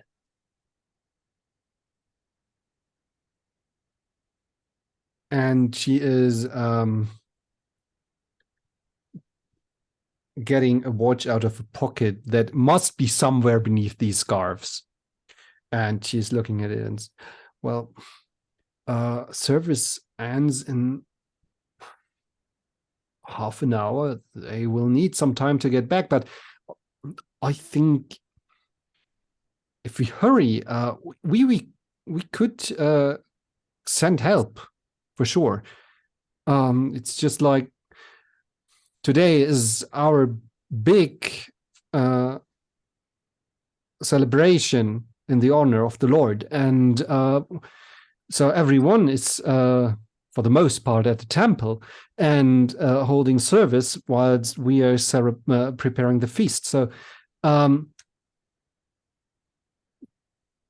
100, did you say? Out of character, Tom, how many people were on the plane?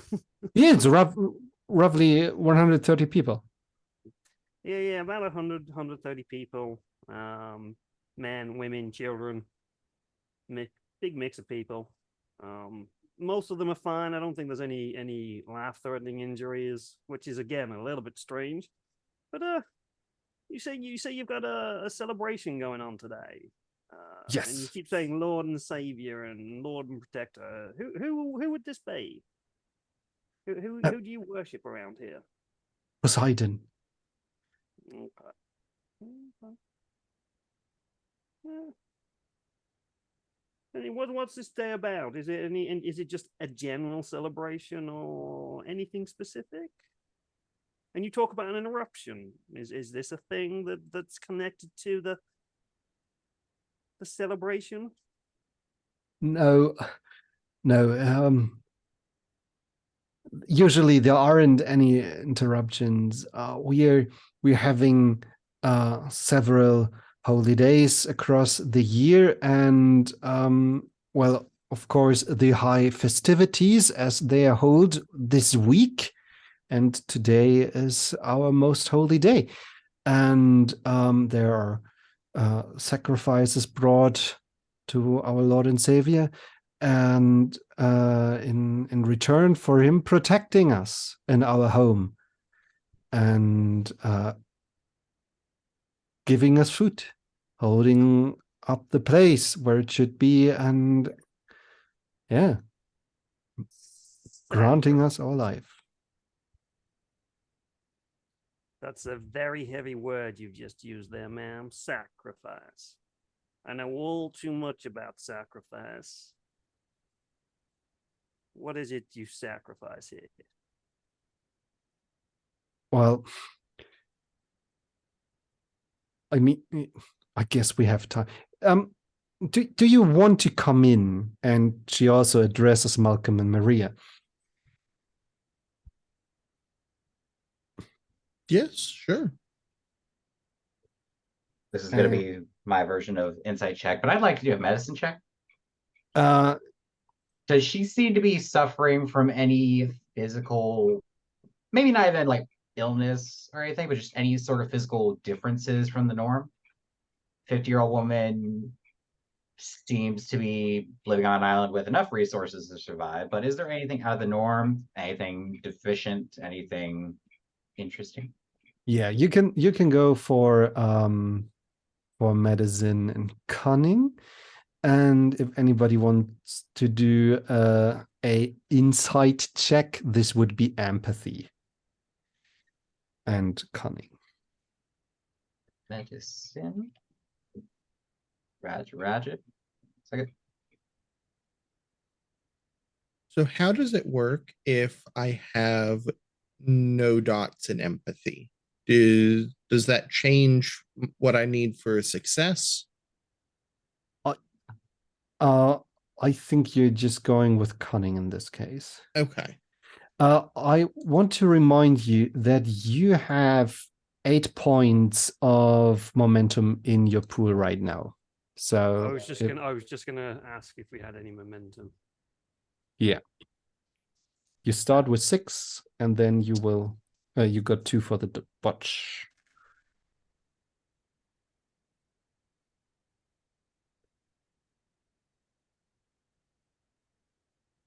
Okay. I'm keeping that in mind just in case it all goes wrong.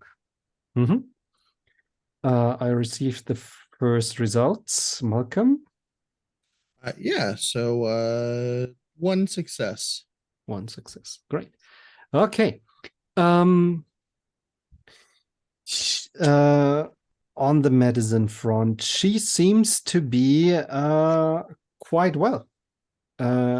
She obviously doesn't need any walking support. She has actually a pretty good posture, straight up. Like people hold themselves there who might have some office or so, or at least very strong sense of self. And yeah, while she's speaking, you notice that the teeth aren't the best. But one could also argue, well, they are on a very secluded island. Maybe they don't have a dentist, or getting toothpaste here might be actually a problem. They're very far off.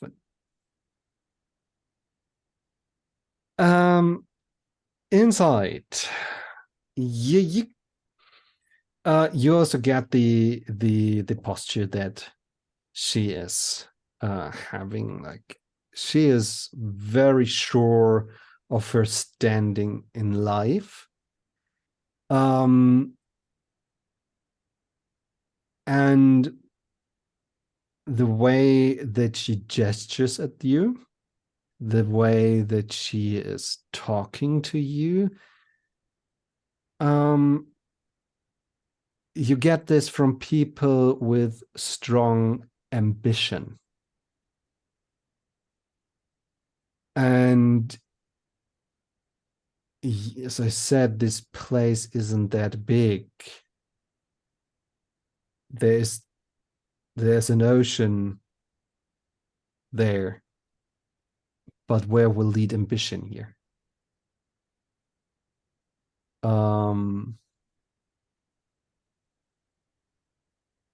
Also, you're pretty sure she is one of the local leaders.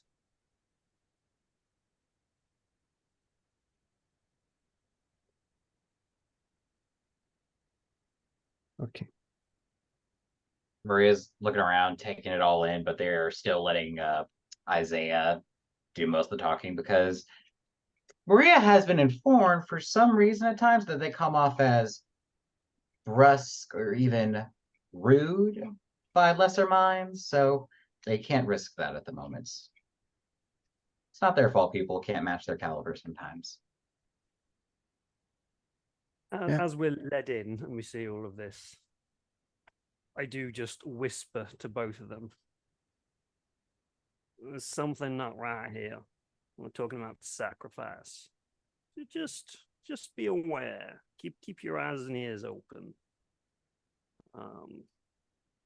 Yeah, there's my spidey senses are tingling, shall we say. I keep going further and further deep south at the moment. You've hit like the panhandle of Texas right now.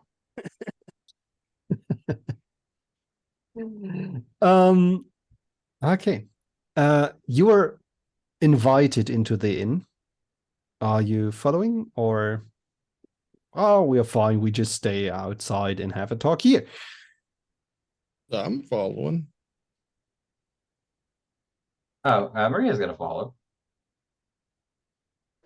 Ma'am, why can't we just have this conversation outside? It's a nice day. There's a bench. I'm sure we can find a bench and sit down and have a drink outside. Sure, if you prefer that, that's obviously fine. It would have been nicer to have a table so you could put down a glass of water or wine or what you like. I could also offer you some food. I think we can arrange that it won't be missed later.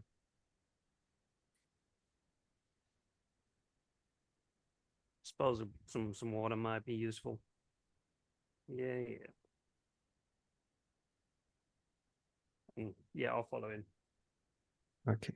So she leads you into this very nice outdoor sitting area. The vine is above you, shielding you against the rest of the sunlight. And soon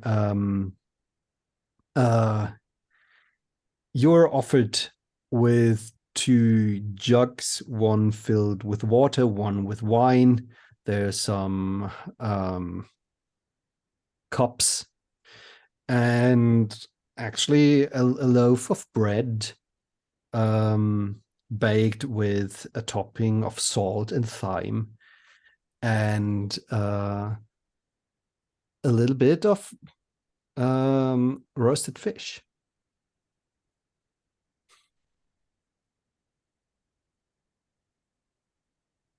Mm. Do I Will have you be something? joining us? Don't want to take away anything from you, but I'd be happy to taste it. I am smelling the aromas the whole day. So I'm not against trying it finally. Finally. Yeah. As mistress of ceremonies, I have to arrange that everything is actually fine, but the cook can be really difficult around his hearth, and I get it. Everyone is supposed to start eating together as they return from service.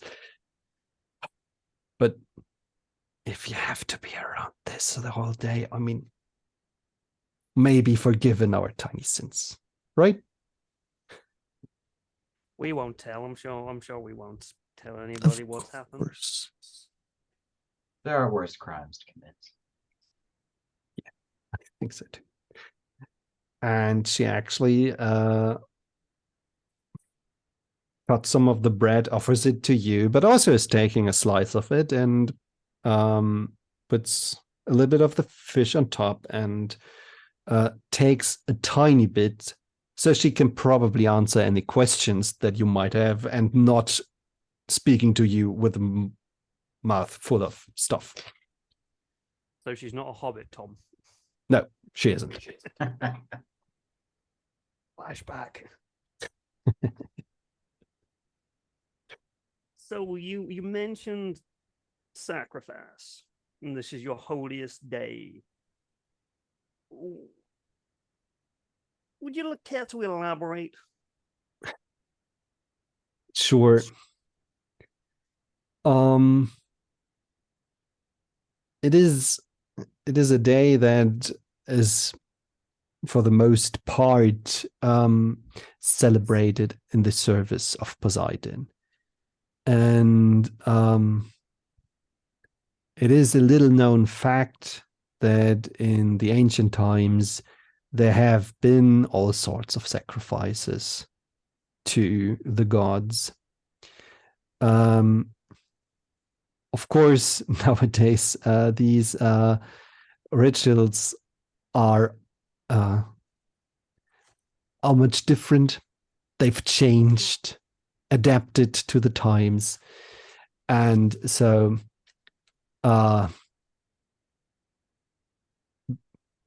it's not the same that we sacrifice nowadays as they did in the old days. But the terminology stayed the same, and so we sacrifice time over the day, and we sacrifice a lot of drink. So my excuses in advance if the evening might get a little bit rowdy. Well, then later there will be sacrifice of smoke and, of course, a sacrifice to the waves.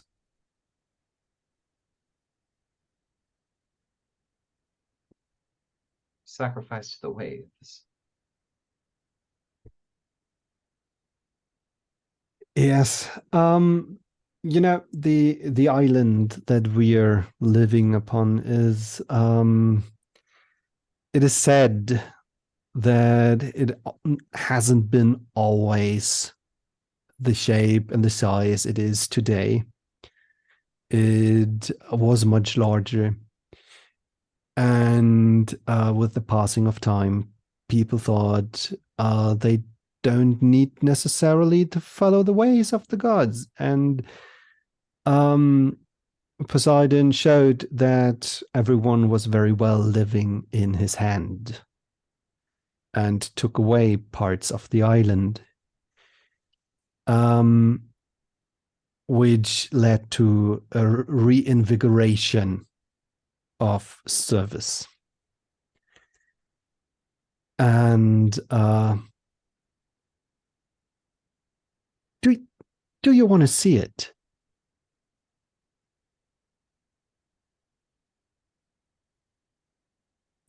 I'd love to.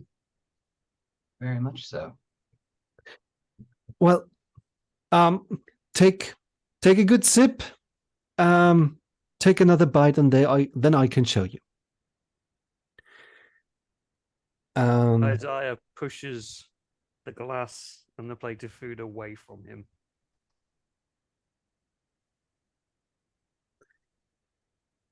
She holds up one of her brows, but doesn't comment on it.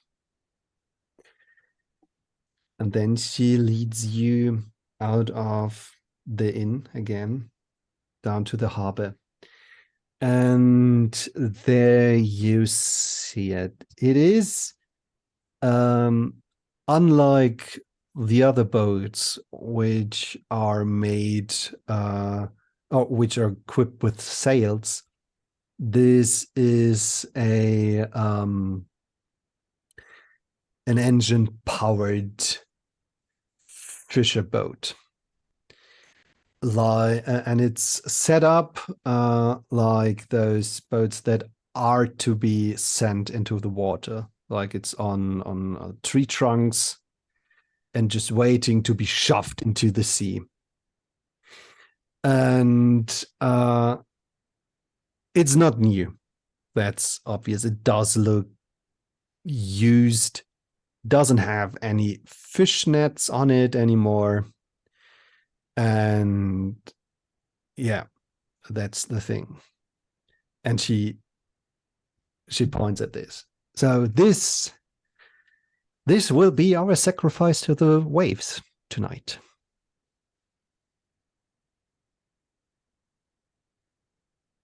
The whole thing? Yes.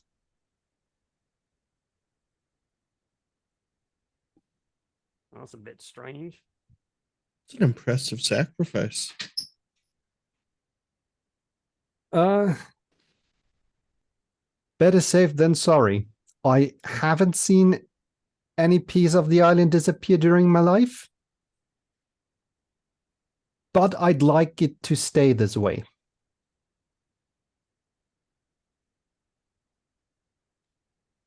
What goes on it?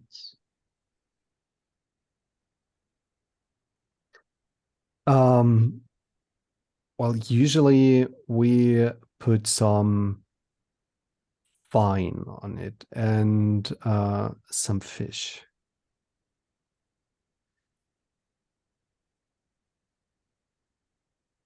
And if you want to, you can roll another cunning and empathy roll. I was going to say, can I maybe be a little bit more forceful with her here? What Hang would on. be your approach? Or I want to try and use. I want to go up to her and go, look, ma'am, there's something you are quite clearly skirting around here. You are missing. You're not giving us all this information, and be a bit more persuasive and forceful over getting her to actually give a straight answer. While that's happening, I have an idea. Now that they know a bit more of the context that this is going at, could Maria roll occult with that lore specialty to see where this lines up with traditional sacrifices to Poseidon, to say, hey, is this like a 1-to-1? Is this updated? Or are there details of this ritual that she's leaving out? Not based on what she's saying, but based on their own lore knowledge. Yeah, you can do that. And I am trying to get an idea what Isaiah might be rolling. So you're basically trying to intimidate her, right? Persuade her it's the best idea that she talks to us truthfully.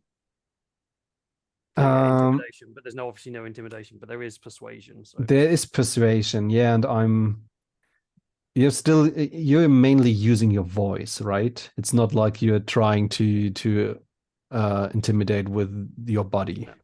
Yeah, No. so it's presence plus air persuasion. An air of authority. So that is.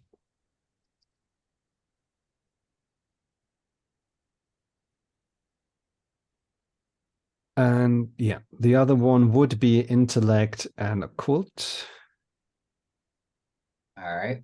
So they have the lore specialty. May I apply that as an enhancement, or? Yes. Yes.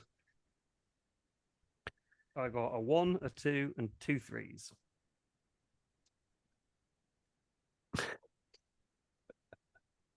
Oh boy.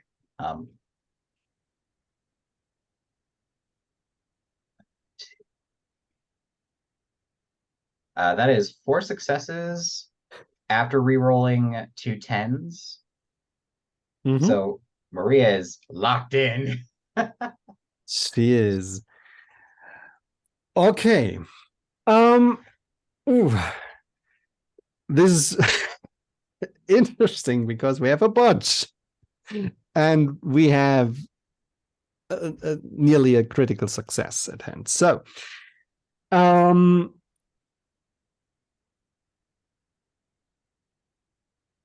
how to handle this?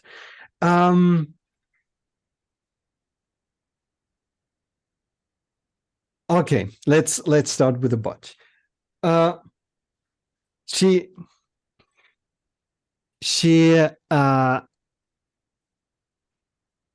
picks up eye contact with Isaiah, and then she says, "My dear friend, you've come to our island.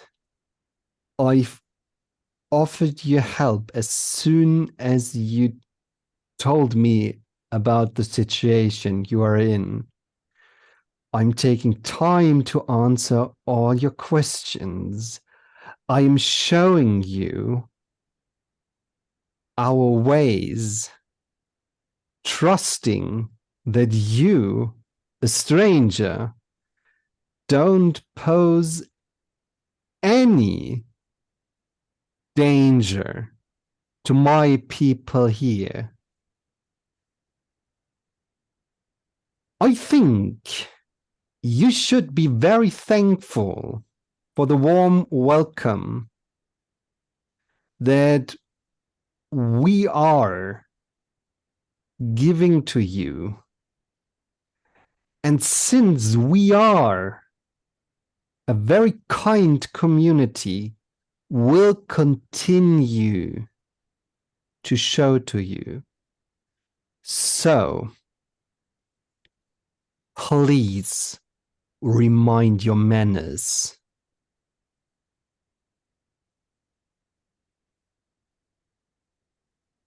Yeah, I'm sorry, ma'am. I'm just it's the training kicking in. I'm just naturally suspicious. I do appreciate that you are trying to help us. I will Isaiah will nod his head and step back. And just kind of look chastised. Yeah. Okay. On the occult side of things, we are living in a world where rituals and sacrifices are a thing. And creatures of legend, like Scions are, can restore their power through sacrifices, usually blood sacrifice, like cutting open a wound or bringing flowers or something like this, does work for minor events. There are grand rituals that will do this as well. And if this is just the thing that is happening as she's describing, this is at least major league what they are doing here. So if any child of any god is actually around here and receiving power from this, they're getting a lot of power from this.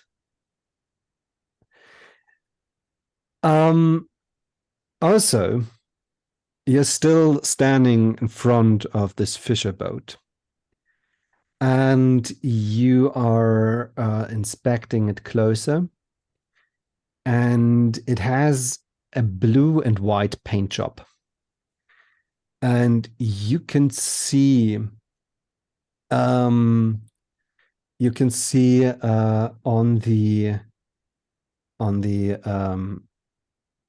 the white paint, there are inscriptions cut with a sharp implement into it. Some form of ancient glyphs or letters. And maybe if you get a uninterrupted chance to look at them, you might be able to decipher them between the three of you.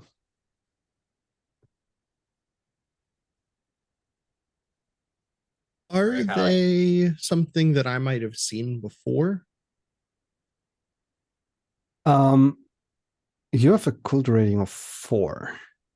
Yes. Well, the main reason, the main reason I'm asking is that when I recall past events that I've experienced or studied, I'm able to recall the details flawlessly. So I'm wondering if I might be able to, if there's something that I've seen before and that I might just see them and know, oh, that's what this is.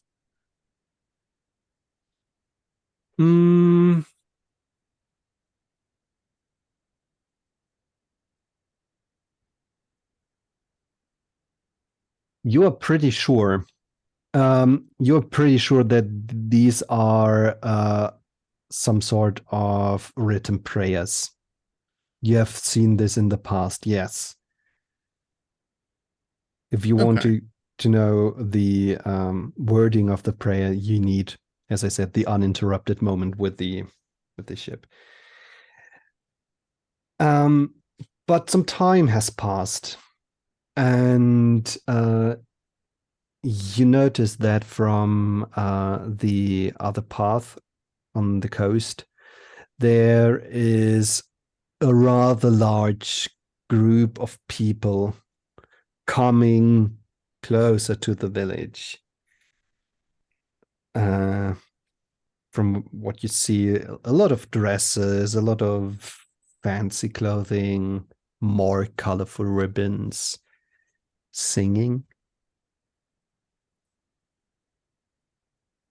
They are returning. Before they can get too close, Maria will kind of like step into that space Isaiah had kind of vacated after being chastised and leaned in. We mean no disrespect. We are simply at a crossroad. We have to get off of this island. You wish to continue your way of life. Us being here could potentially disrupt that. Us being stuck on this island could disrupt many other plans of ours. Us finding a way off and finding a way for these people that have crashed with us off and to safety is the best thing for all of us. We mean no harm in any other way. We have no interest in anything of that nature.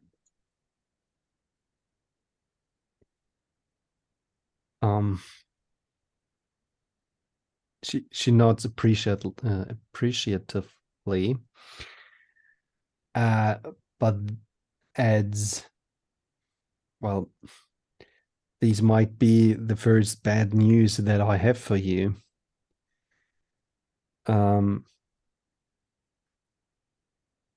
If you're here,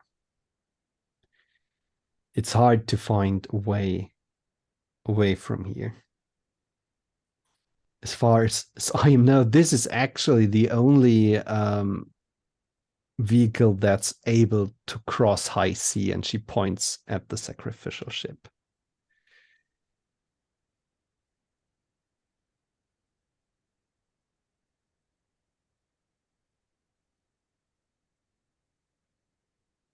Perhaps we could help each other. But I do need to ask a question. Sure. Who is the hand of Poseidon here? That would be the high priest. May we see them? I guess they are coming with the people, and she finally also realizes that there's actually a rather large crowd of people coming back, probably from the temple, to the village. Yeah, he actually might be with them. They might be with them. Sorry. Well, we'll have a chat with them. We're sorry to bother you so. And because this might be a secret tool that'll help us later, Maria will take off their necklace that has a, it's kind of hard to see here, but a dark stone with a slight gold luster and hold it out. No matter how things go, think of this as a memento of an offer of peace.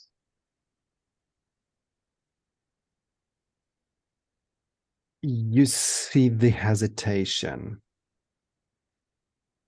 You see that there's probably a deeper understanding Of what they could be trying to do. Yes. But then she smiles politely and accepts the gift. As she reaches in, Maria will lean in to whisper, "Our patrons don't quarrel. I would love to keep it that way, and I don't see any reason to change that. I hope you feel the same." And then just smile and back away. Great. Yeah. I have to finish some preparations, and then I will get the crowd to help you. Preferably before they are drunk and feasted. So, excuse me, please. The minute She's at your shot. It is turning to both of the others.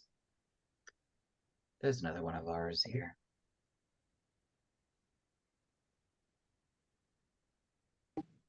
Of ours or of big pointy stick boy? Ours in genus, theirs of species.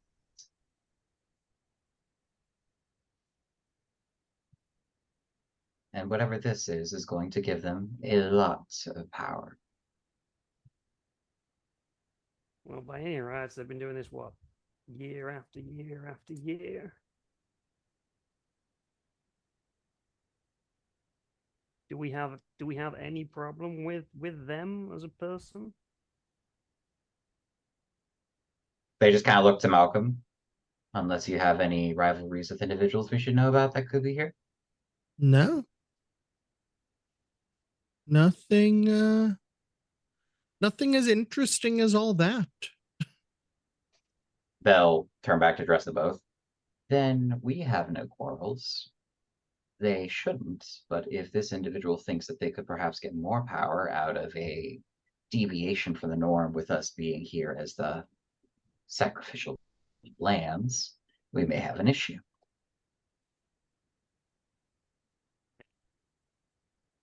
I'm sure our patrons will love us being sacrificed to another god. I'm sure That's our not going to cause any problems for them. I'm sure our benefactors can count on us to do things that would benefit them.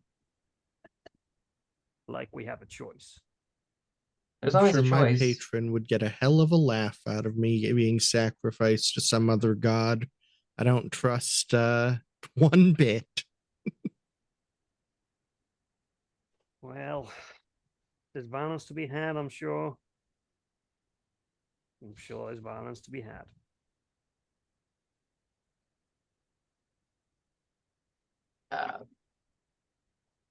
Can they kind of like pick out which one of these in the crowd is the head priest? If you want to wait for them to arrive, that's all right. Yes. If I see this right, we have round about half an hour left. So,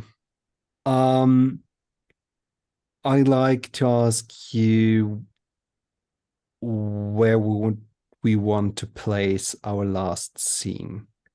We could have it at the inn during the feast.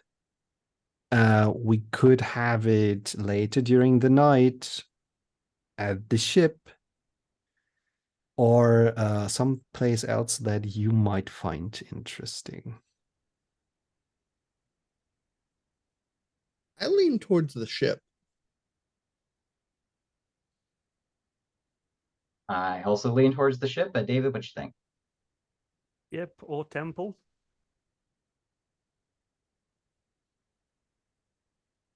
But if we, because we've now got a time jump, which could give us time to decipher the prayers on the side of the ship as well. So maybe stay at the ship. If the storyteller will allow that. Sure. Yeah, let's do it at the ship. Let's turn them sacrificing us into them sacrificing themselves.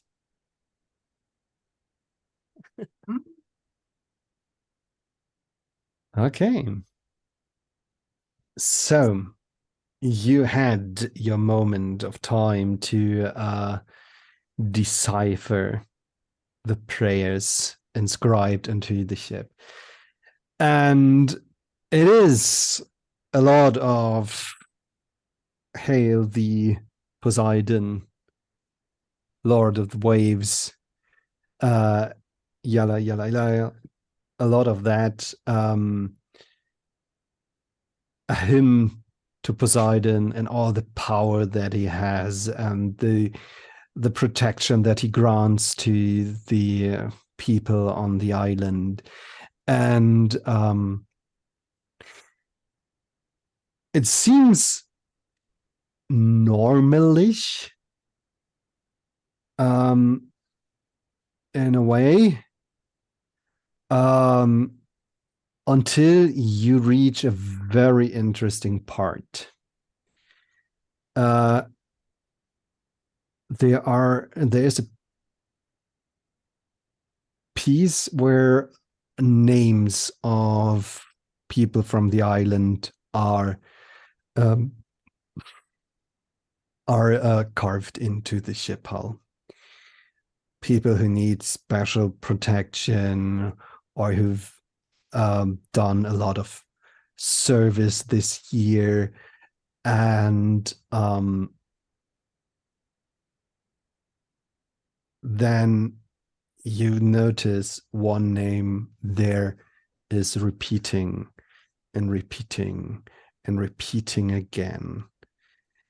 And it's less the sentences, the name is repeated, but it's the pattern. And as you take in the pattern,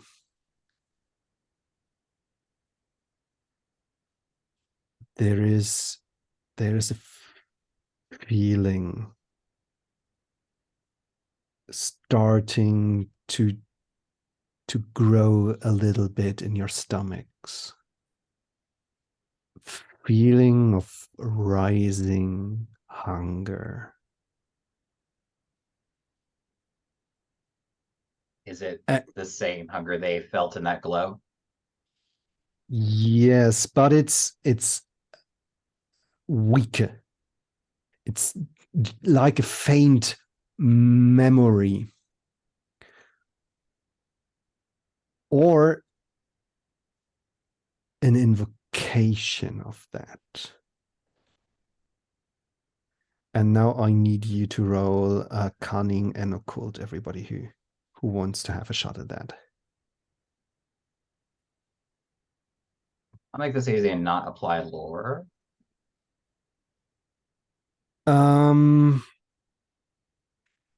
I think it's less about lore, it's more about the effect of something like a spell or the direction of. Damn, no successes. Okay. I am rolling. Roll. Probably my largest dice pool yet. Let's go. That fell. Floor dice, the spiciest kind. Yeah. Yep, floor die was a success, but I'm re-rolling it. And it's no longer a success. So that's 2 successes on 7 dice. Welcome to David's My World. You're doing great, actually. No one's dead yet. Ideally. So it is an invocation. It is drawing upon this hunger and directing it to this name.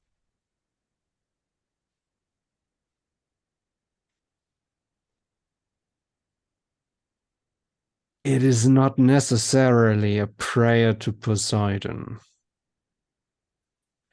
It's What's more the a prayer. name?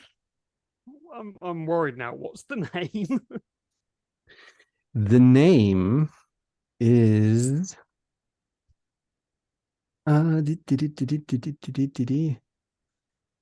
Samantha Reines.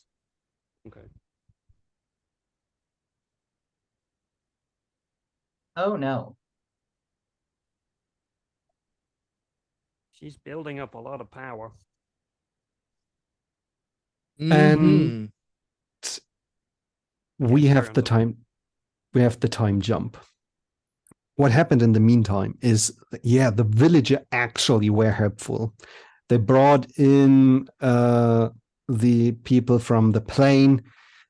You had a evening full of food and drink together, which helped a lot to get rid of the stress and the fears. And as promised, it's it got rowdy in some places, especially actually with the people from the plane, because there are rumors going around that you're gonna be stuck on this fucking island for a pretty long time, as long as you don't find a plane out of nowhere or some kind of boat that will take you away from here. And even then, you need to navigate that one.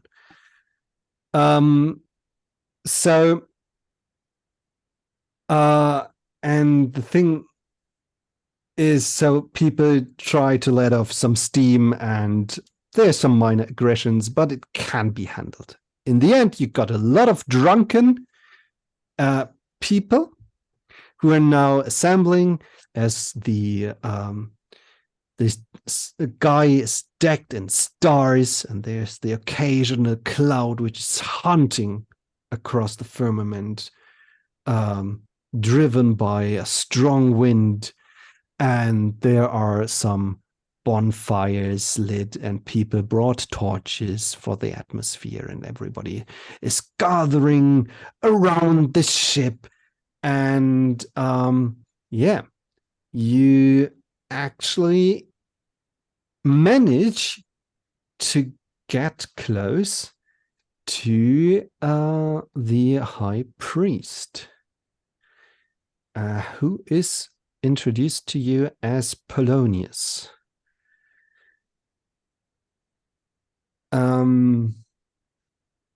They are round about 50 years. They are wearing bed sheets. They are wearing a toga and are decorated with bandoliers and ribbons and all kind of treasures from the deep. And they're carrying like a very large seashell in their hands, and there's some probably oil and in it, and the thing that sticks out of a candle, Wick. A wick. wick, right, and it's burning, so they carry a light with them. And they're looking over the crowd, smiling sagely.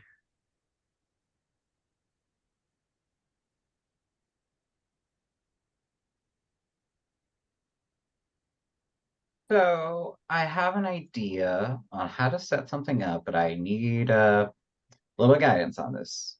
I would like Mhm. to make use of a birthright. Mm-hmm. So it does not specifically give a rating or what this is tied to, but Maria's in possession of the Orn manuscripts. Yes. And they would like to make use of that and somehow aiding a research-based role to see, do they know some method of either altering or otherwise interacting with the prayers on the ship to perhaps add in a loophole?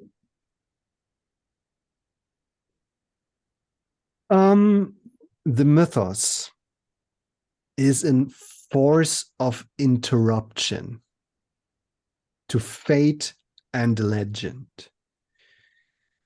The gods and the children are easily bound by fate to mortals. And that manifests in relationships as well as in ritual and prayer. And it's actually one of the things that the mythos does, is just snapping away this connection. So you could do some arcane research in your Orn manuscript, which would be the best source for something like this, with an intelligence and occult roll. And I think before you do this, you don't have to do this alone. You can get help from other occult and learned people like Malcolm. Malcolm could do a helping role in this case, it would probably the same role because they are also an intellectual person who knew about the occult, and so you would do occult and intellect, and if you get any successes, they are added as enhancements to Maria's role. Okay. Yeah, I will absolutely try to help. Oh, hey, I get to roll 7 dice again. Occult and intellect. Here we go.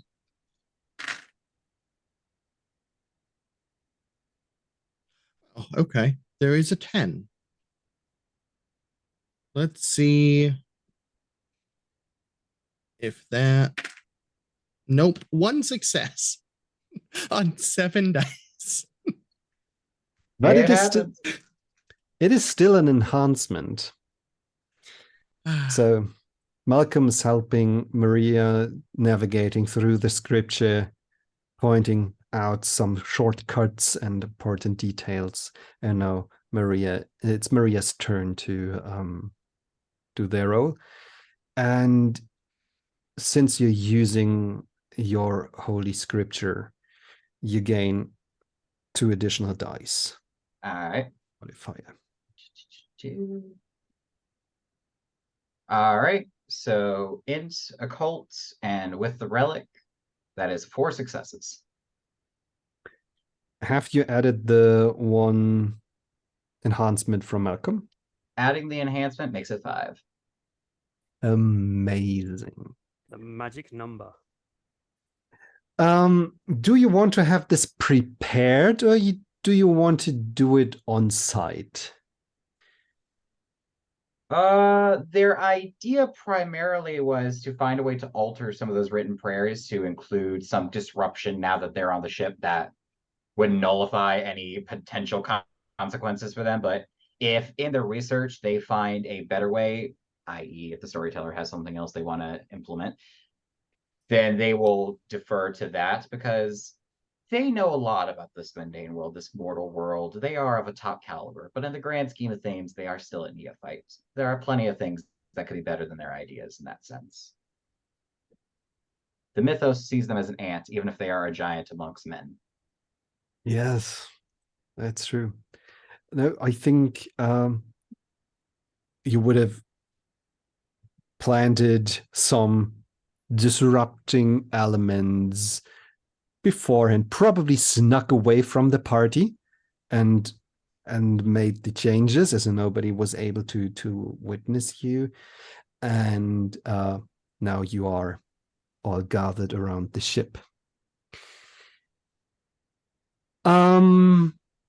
So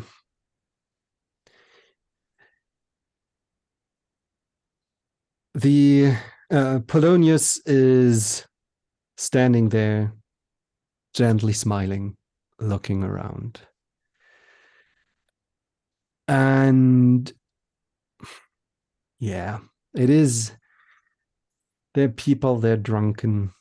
And so some of them ask, well,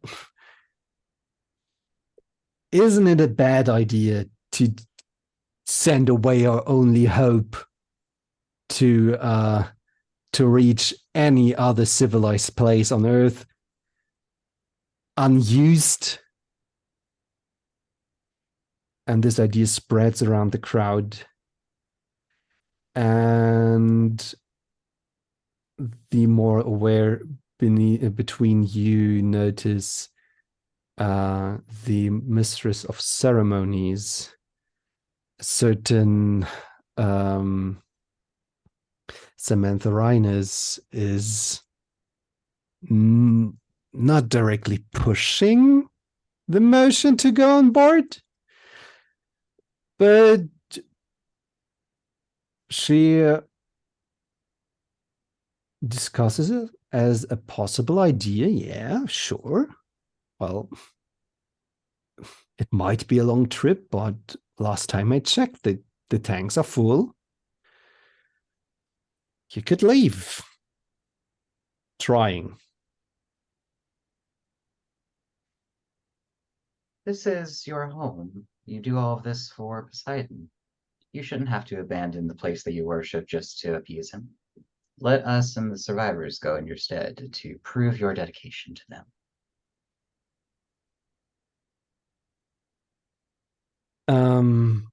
An offer of goodwill. There is a brief moment between the high priest and Samantha as they share some looks. And then she says, yes, you're right. It would be selfish of us.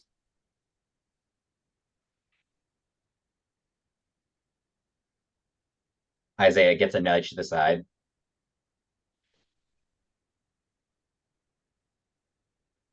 Another nudge.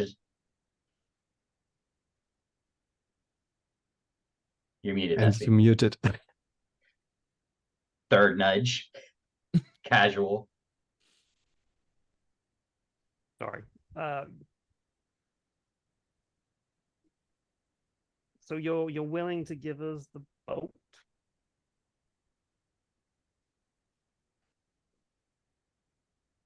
Yes. The most important part is that it figuratively set sail.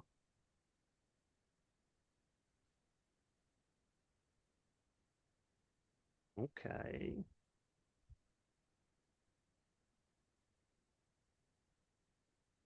How big is the boat? Is it big enough to hold everybody on it?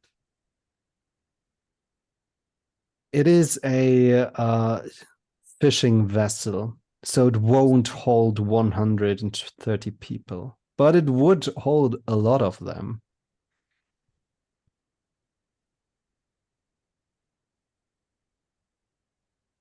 Oh, okay. Well,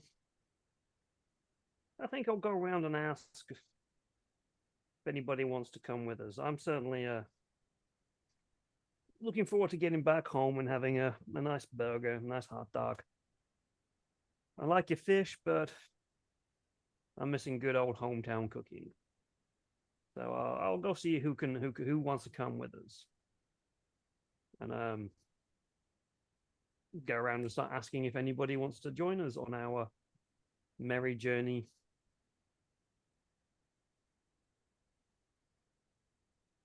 The desperation covered by alcohol leads many to the ship. Maria would make sure that Charlie and their mother had a spot, even if they got to mean mug someone like, you will let these two injured mother and child on, or you will regret it. Yeah, they're very thankful for that. And I think since we are running out of time, I'm gonna narrate the ending of the story. So you get on the ship, and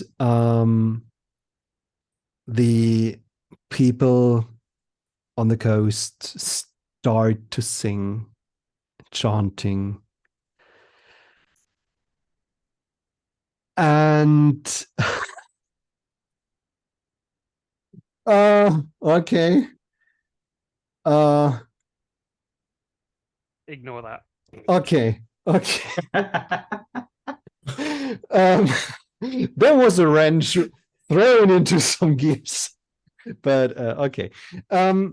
You get on the ship. You can feel the prickling sensation of energies gathering, and then people start actually pushing the boat into the water. Probably on any other day of the year, they wouldn't be able to do this. But tonight, they can, and they push with all their might. And the vessel gets into the water. And for some reason, you can hear the voice of Polonius bellowing over the sea, calling upon Poseidon, Lord and Savior, wishing you a good and safe journey and placing your lives in Poseidon's hands to safeguard you. And with every line, the words that they are using are getting more and more distorted. And it's like vowels and other parts of the words are changing their position. And with every iteration of the prayer, it changes more and more, and you can feel the water. It's drawing power into the depth, and you can feel, as the people who are steering the vessel, they can feel the currents drawing them, and it's like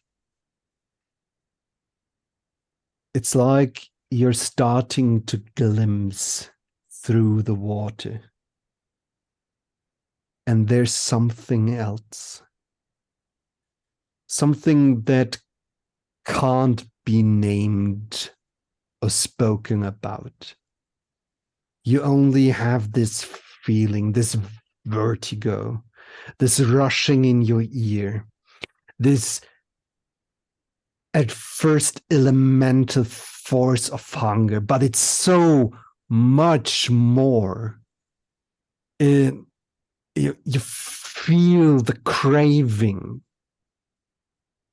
in your stomach, in your flesh, in your bones, in any fiber of your body, and still it can't compete with the forces that are drawing upon you, clawing at you, and just are bottomless, beyond comparison. And these forces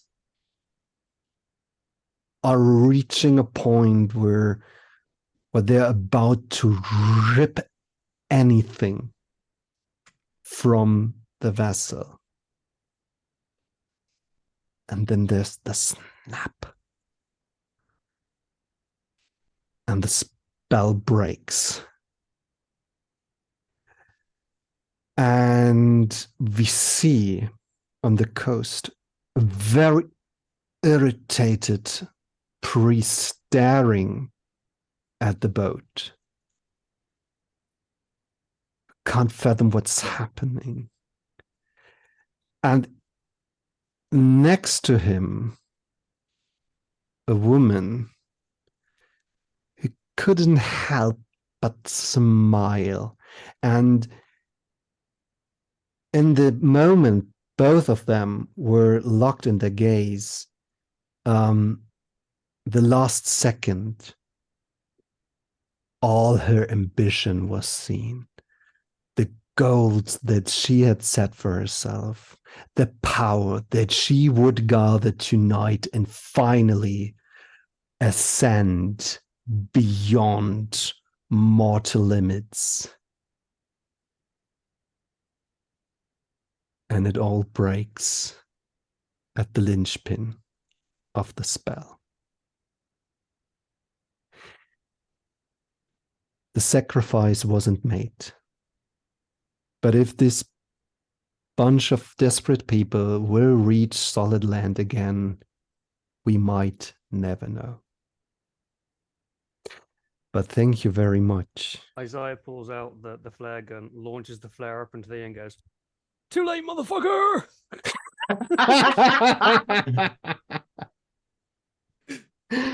Perfect. Ending.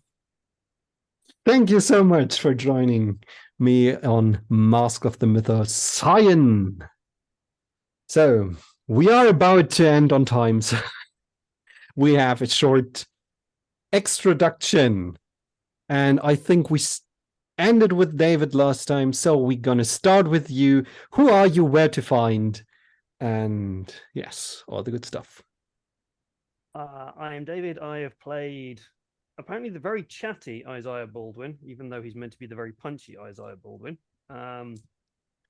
Today, pronouns he, they. I am on the social medias, but I don't really exist on the social medias. You can find me in random discords under Dr. Hagel does. I also do my own podcast of telling folklore and folk tales about the myths and legends of the world. Currently delving into the devil at the moment. You can find that as the Drunken Storyteller. And I'm also part of Darker Days Radio, where we do a lot of stuff to do with Onyx Path, kind of content, really. World of Darkness, Chronicles of Darkness, and things like that. I think that's it for the moment. Oh, no. One thing, because this is Scion. I should remember this. This is Scion. At some point, hopefully in the next 2 weeks, Scion Pride 2023 will come out. And I have contributed to that.